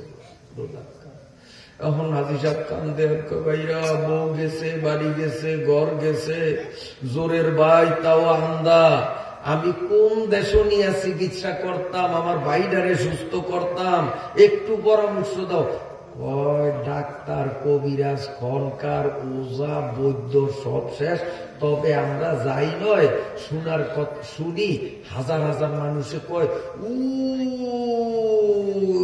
দেশে এক মহিলা হুজুর বলে উজাইছে, যে যায় সেই বলে সাথে সাথে নগদ উপকার পায়, শেষ চিকিৎসা।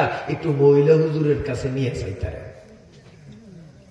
এইবার হাজী সাহেব আন্দামোট্রে লইয়া, ঠিক পেয়েছে নি? আন্দামোট্রে লইয়া রওনা দিছে। কোথায় কোথায়? মহিলা হুজুরের। এই মজা আইতাছে এইখানে। গরির দিকে সামনে অনেক কথা থুইয়া দিছি, এর মাঝখানে আরো অনেক মজার কথা আছে, কিন্তু গরি আমারে বাধা দিছে। এই জন্য এই সুটা মিলিয়ে দিতে আসি।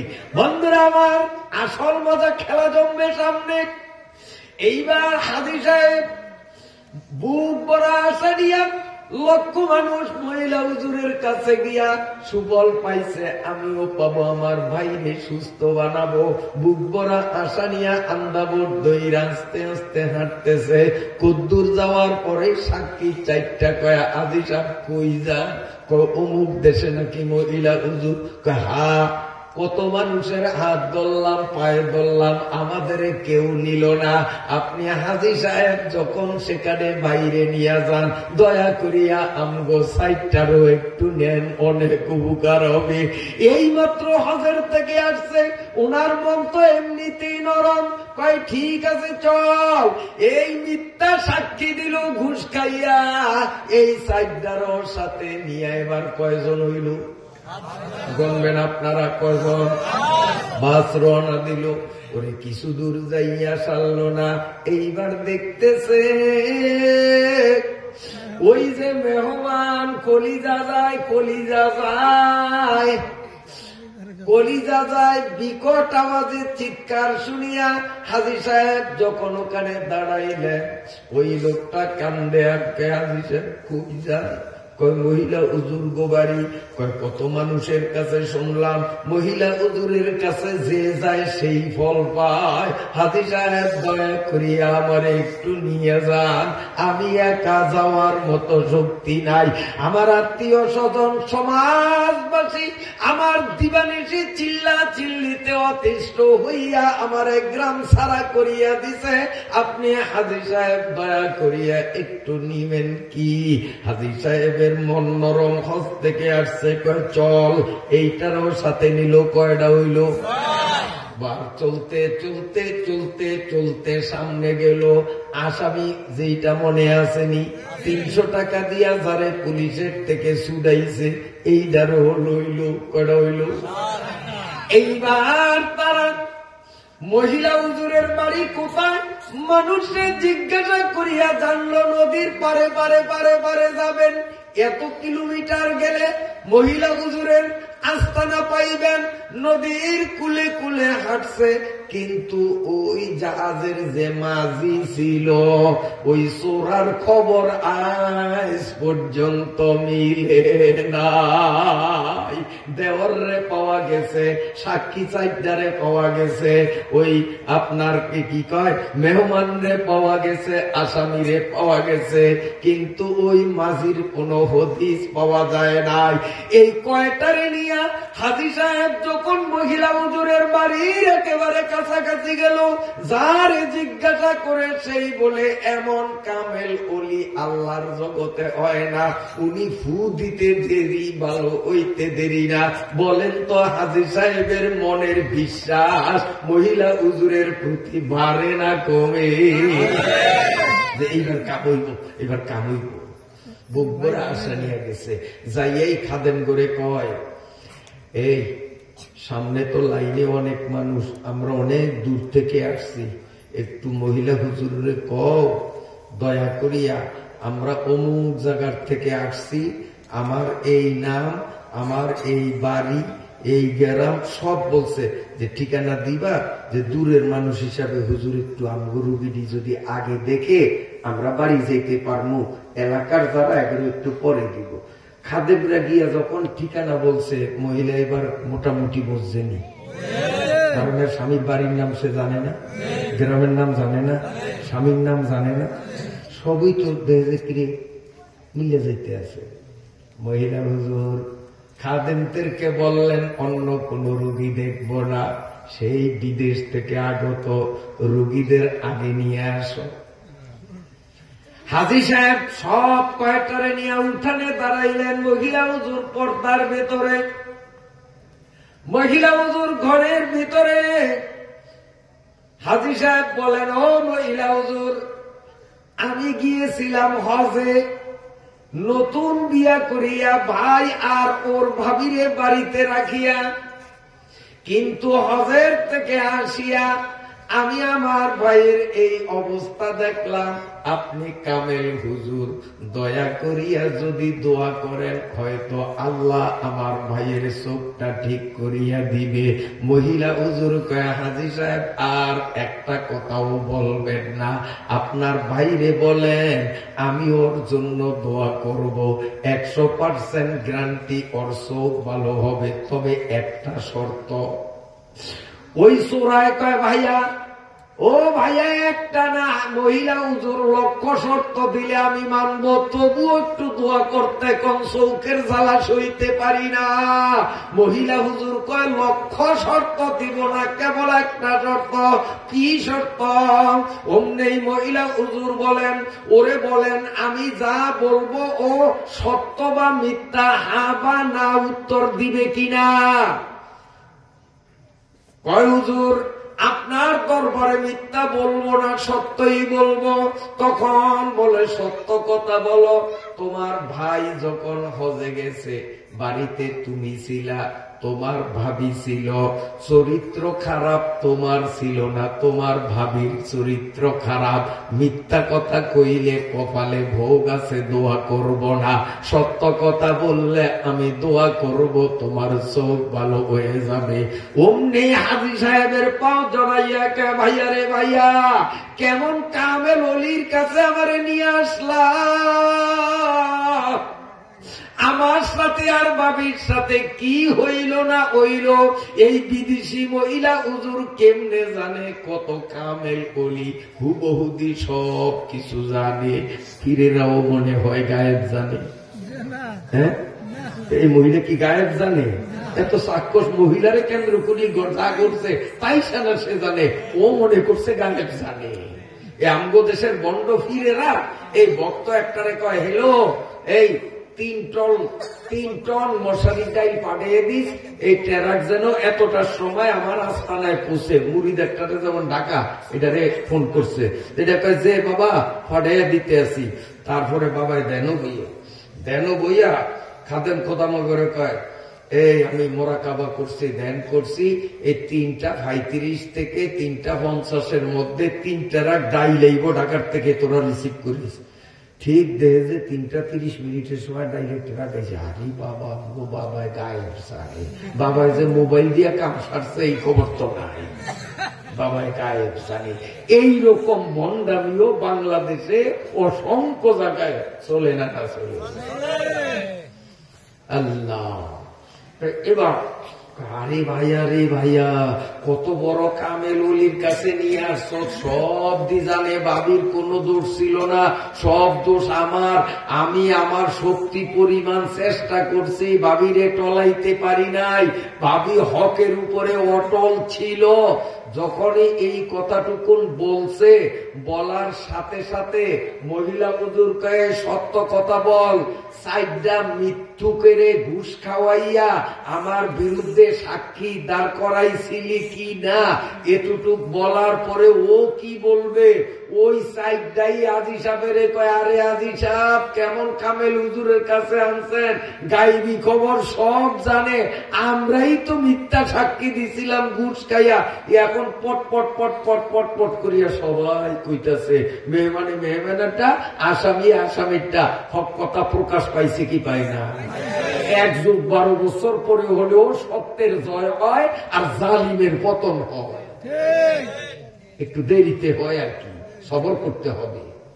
জালেমরা প্রথম শক্তিমান থাকে, হকপন্থীদের উপরে অত্যাচার করে, কিন্তু শেষ পর্যন্ত হকপন্থীরাই টিকে থাকে।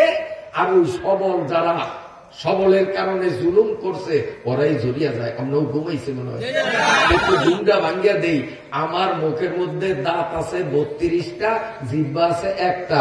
আপনাকে কয়টা জিব্বা? 4টা মনে হয়, তাহলে 3 না? কয়টা? তাহলে মিলে ঠিক। আমারও 1 জিব্বা 32 দাঁত, আপনাকে 1 জিব্বা। এখন কথায় জিব্বা শক্ত না দাঁত শক্ত? দাঁত শক্ত, সংখ্যাও বেশি। দাঁত সংখ্যাও কম, আবার নরম হয়েছেন, টিপ দিয়েছেন কত নরম। আর দাঁত 4টা, ওই পুলিশে যেরকম ব্যারিকেড দিয়া খাড়ায়, এই ব্যারিকেড দিয়া খাড়িয়ে দিছে। আস্তা লাগে তো 32টা পুলিশ, 32টা পুলিশ, এই স্বৈরাচারের পুলিশ এই খাড়িয়ে দিছে ব্যারিকেড দিয়া। কারে ব্যারিকেড দিছে? ওই জিব্বারে। কারণ জিব্বা যে দুর্বলের সাইজ করবো, কারণ এরা সবল, এরা শক্ত। এই জন্য মাঝে মধ্যে জিব্বার যদি দাঁতের কামড় পরে নিও, পড়লে যে সুখটা কেমন লাগে, জিব্বার কামড় যে খাইছে কইতো আর জীবনটা বাইরে আসা। জিব্বা বেচারার কত ক্ষতি করলো, ফুট করিয়া গুল্লি মারিয়া দিল। হ্যাঁ, কিন্তু তারপরও জিব্বা বেচারায় কি করে জানে? ওই গোস্ত খাওয়ানোর সময় 2 দাঁতের হাকে গোস্ত একটু যে আটকাইছে, আটকানোর পরে জিব্বায় কিন্তু এই কথা কয় না, শালার ভাই শালা, তুই আমারে কালকা কামড়ে দেখরা বানাইছো, এখন গোস্ত আটকাইছে, আরো আটকাও। জিব্বাই কিন্তু এইটা কয় না। জিব্বাই কি করে? আমি ইচ্ছা করা লাগে না, নিয়ত লাগে না। ওই ঘুম দিয়ে থাকলে ঘুমের মধ্যে আমার দিকে চান, জিব্বা নিজে নিজে যে ধাক্কাধাক্কি ঠেলাঠেলি করে যে কোনো মতেই গোস্তটারে দাঁতের ভাগের তোর বাইক করিয়া দাঁতের একটু উপকার করন যায় কিনা। আমি সত্য কিনা মিথ্যা কিনা? হ্যাঁ, জিব্বারে কিন্তু এই দাঁতে কোন লাগে না, জিব্বাই নিজেই দাঁতের উপকার করতে চায়।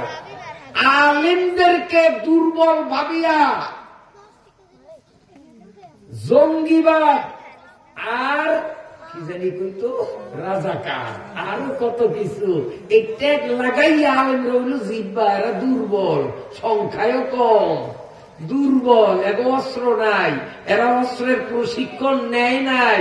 এই সুযোগে এই জিব্বাগুলির উপরে আক্রমণ চালাইল, যেহেতু ওরা সংখ্যায় বেশি, বল বেশি, কিন্তু তারপরেও দুর্বল জিব্বা আলেমরা ওদের বদদোয়া দেয় নাই, ওদেরকে নসিহত করেছে। নসিহত করতে গিয়ে বহু আলেম স্টেজের উপরে ওই গুড্ডা বাহিনীদের হাতে অপদস্থ পর্যন্ত হয়েছে। স্টেজ থেকে বক্তার সামনের থেকে মাইক কাড়িয়া নিছে, বক্তারে ধাক্কা দিয়া সুপার থেকে ফালাইয়া দিছে। কি দেখেন না আপনারা? আলেমরা কি তাদের ক্ষতি করছে? আলেমরা তো জিব্বা উপকার করে, কিন্তু চোরারা বোঝে না। কিন্তু আমার অভিজ্ঞতা যে মানুষের বয়স বাড়লে এমন একটা সময় আসে, মুখের তন দাঁত জড়তে জড়তে শেষ পর্যন্ত পান খাওয়ানোর অভ্যাস লেতা কালের তন খাইয়াইছে, এখন ওই ভূতা দিয়েছে যেমন, কারণ ইয়ে তো নাই, দাঁত তো নাই। দাঁত আছে, দাঁত আজে গেছে কেন? বয়স বাড়ছে এই জন্য দাঁত ফুলিয়া গেছে। আচ্ছা, বয়স বাড়িয়া যাওয়ার কারণে জিব্বা ভরিয়া গেছে, এইরকম আমাকে সরব কয়টা হয়েছে? আমাকে বলাই কিন্তু বয়স বাড়ানোর কারণে দাঁত ফরিয়া গেছে, আমি বহুত দেয় কারণ, কিন্তু আপনাকে সর একজন দেয় হুজুর বেশি বয়স 122 বছর হয়েছে, এই কথায় বয়সের কারণে জিব্বাটা ভরিয়া গেছে। হ্যাঁ, কেয়ামত পর্যন্ত ভরবো? আল্লাহ কেয়ামত পর্যন্ত যদি কেউরে বাঁচায় রায় জিব্বা ভরবো? আর দাঁত তো 70 আর উনি ভরার শুরু হয়। আমার কিন্তু 32টা দাবি করলো, 32টা নাই, একটা কমিয়া গেছে। 32টা করলে পাইবেন না, আশা কথা কইলাম, কিন্তু জিব্বা কমবো, ধরবো। আলেম ওলামা, হাক্কানি আলেম ওলামা, পীর বুজুর্গ, এরা জিব্বার দল। এদের নরম পাইয়া তোমাদের শক্তি দ্বারা, তোমাদের বল দ্বারা এদের উপরে জুলুম অত্যাচার যতই করো, আলেম ওলামারা তোমাদের বদদোয়া করবে না, ক্ষতি করবে না, বরং তোমাদের উপকারের জন্য নসিহতই করতে থাকবে। তবে একটা কথা জানিয়া রাখো, তোমরা জাতের গোষ্ঠী, জালেমের গোষ্ঠী ঝরিয়া যাইবা, রান্দাবাদ খাওয়ার টাইমও পাইবা না। আলেমরা জিব্বা, এরা আগেও স্টেজে হক কথা বলছে, এখনো স্টেজে বসে হক কথা বলে, কিয়ামত পর্যন্ত বলবে। আলেমরা হইল জিব্বার জাত। এখন আল্লাহ দেখা রয়েছে না খাও খাইতে এই পর্যন্ত। হ্যাঁ, এখন জন পট করিয়া সব কয়, হক প্রকাশ হইতেছে নি? হক প্রকাশ হইতেছে নি? মহিলা হুজুরের কাছে যে কত ভালো লাগে, সব তো বাহির হইতে আসছে, সবই বাহির হয়। এখন ওই কয়ে আজি সাহেব, তোমার বউ আসলে খারাপ ছিল না, খারাপ ছিল ওরা, ওদেরই তো জবানবন্দি পাইলা। হাজি সাহেব কয়, আমিও ভাবছিলাম যে আমার বউ এমন অসৎ চরিত্রের না, কিন্তু অগ কথায় আমি আবার ভাবছি কে জানে শয়তান কান্দুরটা অঘটন ঘটাইছে নি। আমি সন্ধিয়ান ছিলাম, তাও চাইরানি, কিন্তু 12 আনি আমার আস্থা আছে যে আমার বউ এমন আকাম করতে পারে না। বউর উপরে আমার এই বিশ্বাস আছে। ও মায়েরা, ও বোনেরা, ও ভাবিরা, ও মেয়েরা, যারা আমার কথা শোনো, তোমরা এমন জীবন গঠন করো, তোমার উপরে তোমার স্বামীর যেন 16 আনা বিশ্বাস থাকে যে আমি যদি 6 বছরের জন্য সৌদি আরব থাকি, আমার বউর দ্বারা কোনো অন্যায় হবে না। স্বামীকে এইভাবে তুমি তৈরি করতে হবে তোমার কর্মগুণে। কি বলেন, ঠিক না ঠিক? আসেন, এখন মহিলা হুজুর কাজী সাহেব আন্দা বটরের কাছে আসতে বলেন, আইছে তো মহিলা হুজুর কিন্তু দেখা দেয় না, উনি ওই জানলার কানি দিয়ে ছোট্ট ছিদ্র করছে, কয় ছিদ্র সোজা খাড়াইতে কর, ভুগা দিছে বোঝেন কত খুব ভালো হয়ে গেছে। আজি সাহেব বক্তি বাড়ছে না কমছে? হ্যাঁ, এখন ওই যে বেড়ামিয়া জেডি আছে এদিনে পারে না যে কার আগে কেউ আইয়া আজি সাহেব দরিয়া দরিয়া আনে, আর মহিলা ওই ফাঁক দিয়া, মহিলা হুজুর কিন্তু দেখা দেয় না, কোন দিক যাব রাইট বাড়িয়ে গেছে কোথাও কোথায়। আমার একবার মাহফিল আছিল কুমিল্লা বেদাতিগো এলাকায়, ওই ইউটিউবে বয়ান শুনিয়া বয়ান ভালো লাগছে, এই জন্য দাওয়াত দিছে। আসলে ওরা আমার চিনে নয়, চিনলে দাওয়াত দিত না। এখন আমিও চিনি নাই, চিনলে দাওয়াত লইতাম না, কিন্তু শেষ পর্যন্ত বসছি ভেজালে গেছি। আমি সেখানে দুপুরে গিয়ে পড়ছি, তখন মোটর সাইকেলে সফর করতাম, 64 জেলা ঘুরছি মোটর সাইকেলে আমি, তখন আমার 4 চাকার গাড়ি ছিল না। সারা বাংলাদেশে এই ওয়াজের সফরে এই মোটর সাইকেলে আমি সফর করতাম, তখন পুরা বাংলাদেশ। তো কুমিল্লা গেছি, তাও মোটর সাইকেলে দূরে ভাত খাইছি। তো ভাত খাইয়া আমগো যে রুম বক্তাগো থাকার, আর প্রধান অতিথি হইল তাগো এক বিশ্বাস, আমি আছিলাম প্রধান অতিথির পরে 2য় নম্বরে হইলাম বিশেষ অতিথি। আমি প্রধান অতিথির নাম পোস্টারে বড় করিয়া লেখা, তো উনি এখনো আসেনি। আমি তো জহুরের রক্ত আইসি, দুপুরে ভাত খাওয়াইছে। আমি যখন গিয়ে রুমে ঢুকলাম, ঢোকার পরে দেখলাম কোনুগার হয়তো বিয়া হয় না, হইলেও এউগা বা দুগার মা হইছে, অথবা নগদে 2-4 মাস পরে মা হইব। এই বয়সের মেয়েরা বাসর ঘরে স্বামীর সামনে যেই রকম সাজিয়া যায়, বউরা একেবারে বেগুনের দল বান্ধা সাজিয়া গুজিয়া আমার সামনে কেউ শরবত লই আইছে, কেউ পান লই আইছে, কেউ পিঠা লই আইছে, কেউ আপনার তো ওইখানে কারেন্ট ছিল না, এই জন্য পাখা নিয়েছে। আমার খেদমত করবো, বাতাস করবো, কত মেজাজটা কেমন লাগে। আমি গেছি ওয়াজ করতাম, আর আমার খেদমতের জন্য খাদেম দিল সব জান্নাতি উঠ গেল। আমি বলে জান্নাত তো দুর্নীতি হইয়া গেলাম, আখেরাতে তো আমার কপাল পড়বো, কিচ্ছু পাবো না। আমি তখন নিচের দিকে চাইয়া ওগরে বললাম, বোন তোমরা একটু যার যা হাতে আছে আনছো নিয়ত করিয়া টেবিলের উপর রাখো, নিচের দিকে যাইয়া তোমাকে অভিভাবক পুরুষ যারা আছে বাড়িতে 2-4 জন আমার দ্বারা ফাটিয়ে দাও, তোমরা 1 সেকেন্ড খারাইবে না, সরো। তো ওরা সব থুইয়া গেছে, গিয়া বেড়া করে ফাটাইছে। একটা বাস্তব ঘটনা নয়, বেড়া করে ফাটাইছে। পাঠানোর পরে আমি বুঝাইলাম, একটা ওয়াজ মাহফিল, আমরা হুজুর মানুষ, আমগরে দাওয়াত দিচ্ছেন, আমরা করুন পর্দার ওয়াজ। আরে এইয়া কি শুরু করলেন আপনারা? ওই বেড়ার মুখটা গেছে আন্ডার হইয়া, বুঝলেন? মুখটা আমার লোকে বাড়াবাড়ি করে নেই, কিন্তু মুখটা বেজার হয়ে গেছে আমার কথা শুনিয়া। কারণ হের বউরে দিয়ে আমার খেদমত করাইতে পারেন, এইটা মনের আক্ষেপ। যদি হের বউ হইয়া আমার 8 টিকতো, ফাঁক টিকতো, আঙ্গুল টিকতো, তাহলে হের মনটা কিছু হইতো যে নইগুলি হুজুরে খেদমত করছে আমার বউ, পিছা মারার কপালে বেয়াক্কল। এইরকম বেয়াক্কল এখনো আমাদের সমাজে বহু আছে, বেয়াক্কল। মুখটা আন্ধার হয়ে গেছে, কিচ্ছু কয় নেই। আসরের নামাজের পরে আমরা আসরও পড়ছি, ফিসা পাইছে। তো রুম তো ওই দেয়, এই সই আমার, ওই সই হইল পিসাবের। পিসাবের সাথে আমার সাথে দেখা হইলো, আমার চকিতে আমি, পিসাবের চকিত পিসা। কিন্তু হুরপুরি গেলমান জান্নাতি কেউ আর আইয়ে না। পিসাবের মেজাজে ধরছে আগুন। সবসময় আমি আসলে মেয়েরা আসি আমার শরীর টিপে, আমার শরীর টিপে, আমার দাড়ি আশ্রয় দেয়, আমার খেদমত করে। আজকা নায়িকা পিসাবের মেজাজ গরম, সেই স্টেজে যাবে না, ওয়াজ করবে না, খুব বলতে আছে। কি হইল আজকে, কে হইল? তখন ওই বাড়িওয়ালা একজন জ্ঞানী মানুষ, উনি আমার কাছে আসিয়া কানে কানে হুজুর একটু সমস্যা আছে, আপনার এখানে রাখতে পারবো না, ওই ফাঁসের ঘরে যদি আপনার বিছনাটা করিয়া দেয় হুজুর, আপনি মনে কষ্ট নিয়েন না। আমি তো ভাই বিদেশে মানুষ, আমার যদি বিলের কিনারও একটা বিছানা দিচ্ছে, আমি ওই বিলের কানে ধুইলো আমার ইজ্জত যাইব না।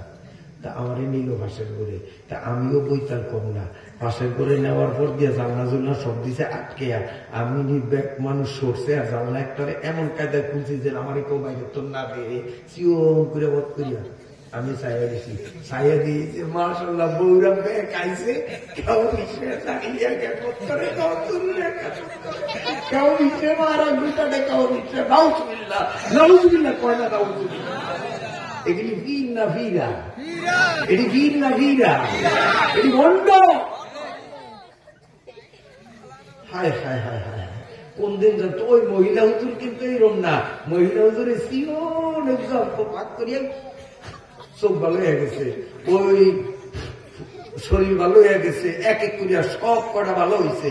সব কটা যখন ভালো হয়েছে, হাজী সাহেবের মনে এই মহিলা হুজুরের এত ভক্তি হইছে, এখন কয় ও মহিলা হুজুর, চোখের পানি ছাড়িয়া কান্দে। হাজী সাহেব কয় মহিলা হুজুর, আমি যেই রকম বউ বিয়া করছি, এইরকম তাকওয়াওয়ালা পরেজগার আল্লাহরে ডরানিয়া বউ আমার মনে হয় আল্লাহর জগতে পৃথিবীতে দ্বিতীয়টা নাই।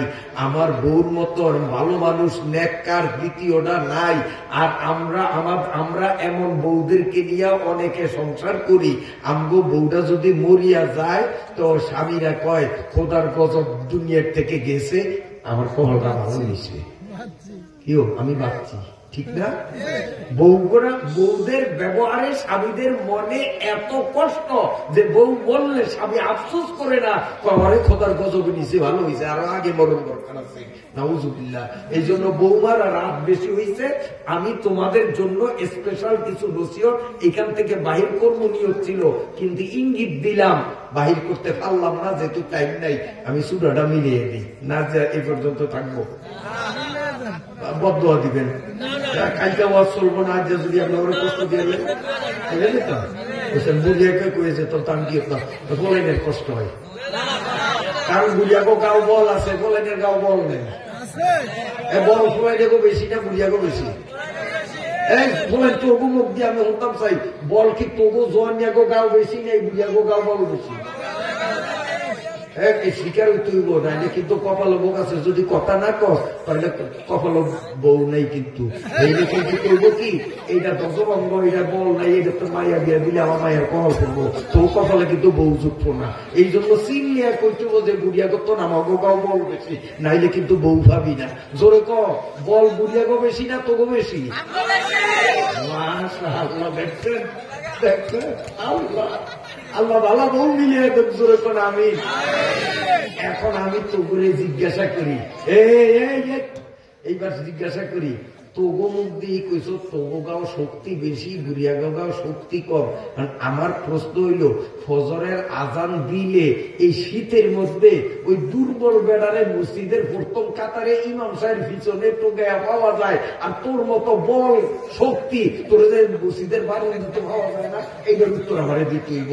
শক্তি তোগো যখন বেশি, দরকার তো আছে বুড়িয়ার আগে তুই মসজিদে যাওয়া, কারণ বুড়িয়ার যতক্ষণে যাইবে তার থেকে 1 ঘন্টা আগে তুই মসজিদে যাওয়া, কারণ তোর গাও বল বেশি।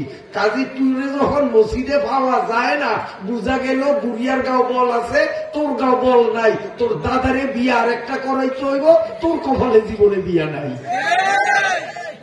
বিয়া যদি আশা করো তাহলে 5 ওয়াক্ত নামাজ ধরো, সোজা কথা। এই জন্য ইনশাল্লাহ নামাজ পড়বি তো? নামাজ পড়বি তো ইনশাল্লাহ? আল্লাহ তাআলা দুনিয়ার বউ দিব, আখিরাতের বউ দিব, আল্লাহ কবুল করুন। এখন মহিলা হুজুরের কয় হাদিসা, হুজুর আমার বউর মতো এরকম বউ দুনিয়া কয় না, কত নেককার বউ পাইছিলাম হুজুর, এখন কোন অবস্থায় আছে আমি জানি না কবরের জগতে। আপনার মতো খাস ওলি আমার বউয়ের রুহের মাগফিরাতের জন্য একটু দোয়া করলে তার আত্মায় শান্তি পাইব। কে কার জন্য দোয়া চায়? কয় না, আজিজের বউ লিখে দেওয়া চায়, আর মহিলা হুজুরের লিখে দেওয়া চায়। মহিলা হুজুরই তো আজিজের বউ, কিন্তু আজিজ আপনারা জানে না, মহিলা হুজুর জানে না, কারণ ওই বিবরণে ঘটনায় মহিলা হুজুরের কাছে পরিষ্কার না যে আমি কে আর আজি সাহেবকে, কিন্তু আজি আপনারা জানে না। এই জন্য মহিলা হুজুরের কয়, হুজুর আপনার মতো ওলি যদি আমার বউয়ের জন্য একটু দোয়া করেন, তা আমার বউয়ের রুহের মাগফিরাত হইব, কবরে আসান হইব, শান্তি পাইব। আর আমগো দেশে বউরা বললে স্বামীরা সার দেওয়ারে কয়, এই জঞ্জাল যে আল্লাহ নিচে ভালো হয়েছে, আরো 5 বছর আগে নেওয়ার দরকার আছে। নাউজুবিল্লাহ। এই বৌমার স্বামীর লোকে ভালো ব্যবহার করিও। স্বামীরা আলেম ওলামা ফির বুজুর্গদের থেকে তুমি মরিয়া গেলে তোমার জন্য দোয়া, ঠিক না? এই জন্য দোয়া চাইবেন না আপনারা? ইনশাআল্লাহ আল্লাহ কবুল করুক। আমার নিয়ত ছিল এই পয়েন্টে আসিয়া দাম্পত্য জীবন সম্পর্কে যে স্বামীর কি করণীয়, স্ত্রীর কি করণীয় কিছু ওয়াজ করবো, কিন্তু গরিব বেড়ে আমার সুযোগ দেয় না, দোষ এই বেড়ার আমার না।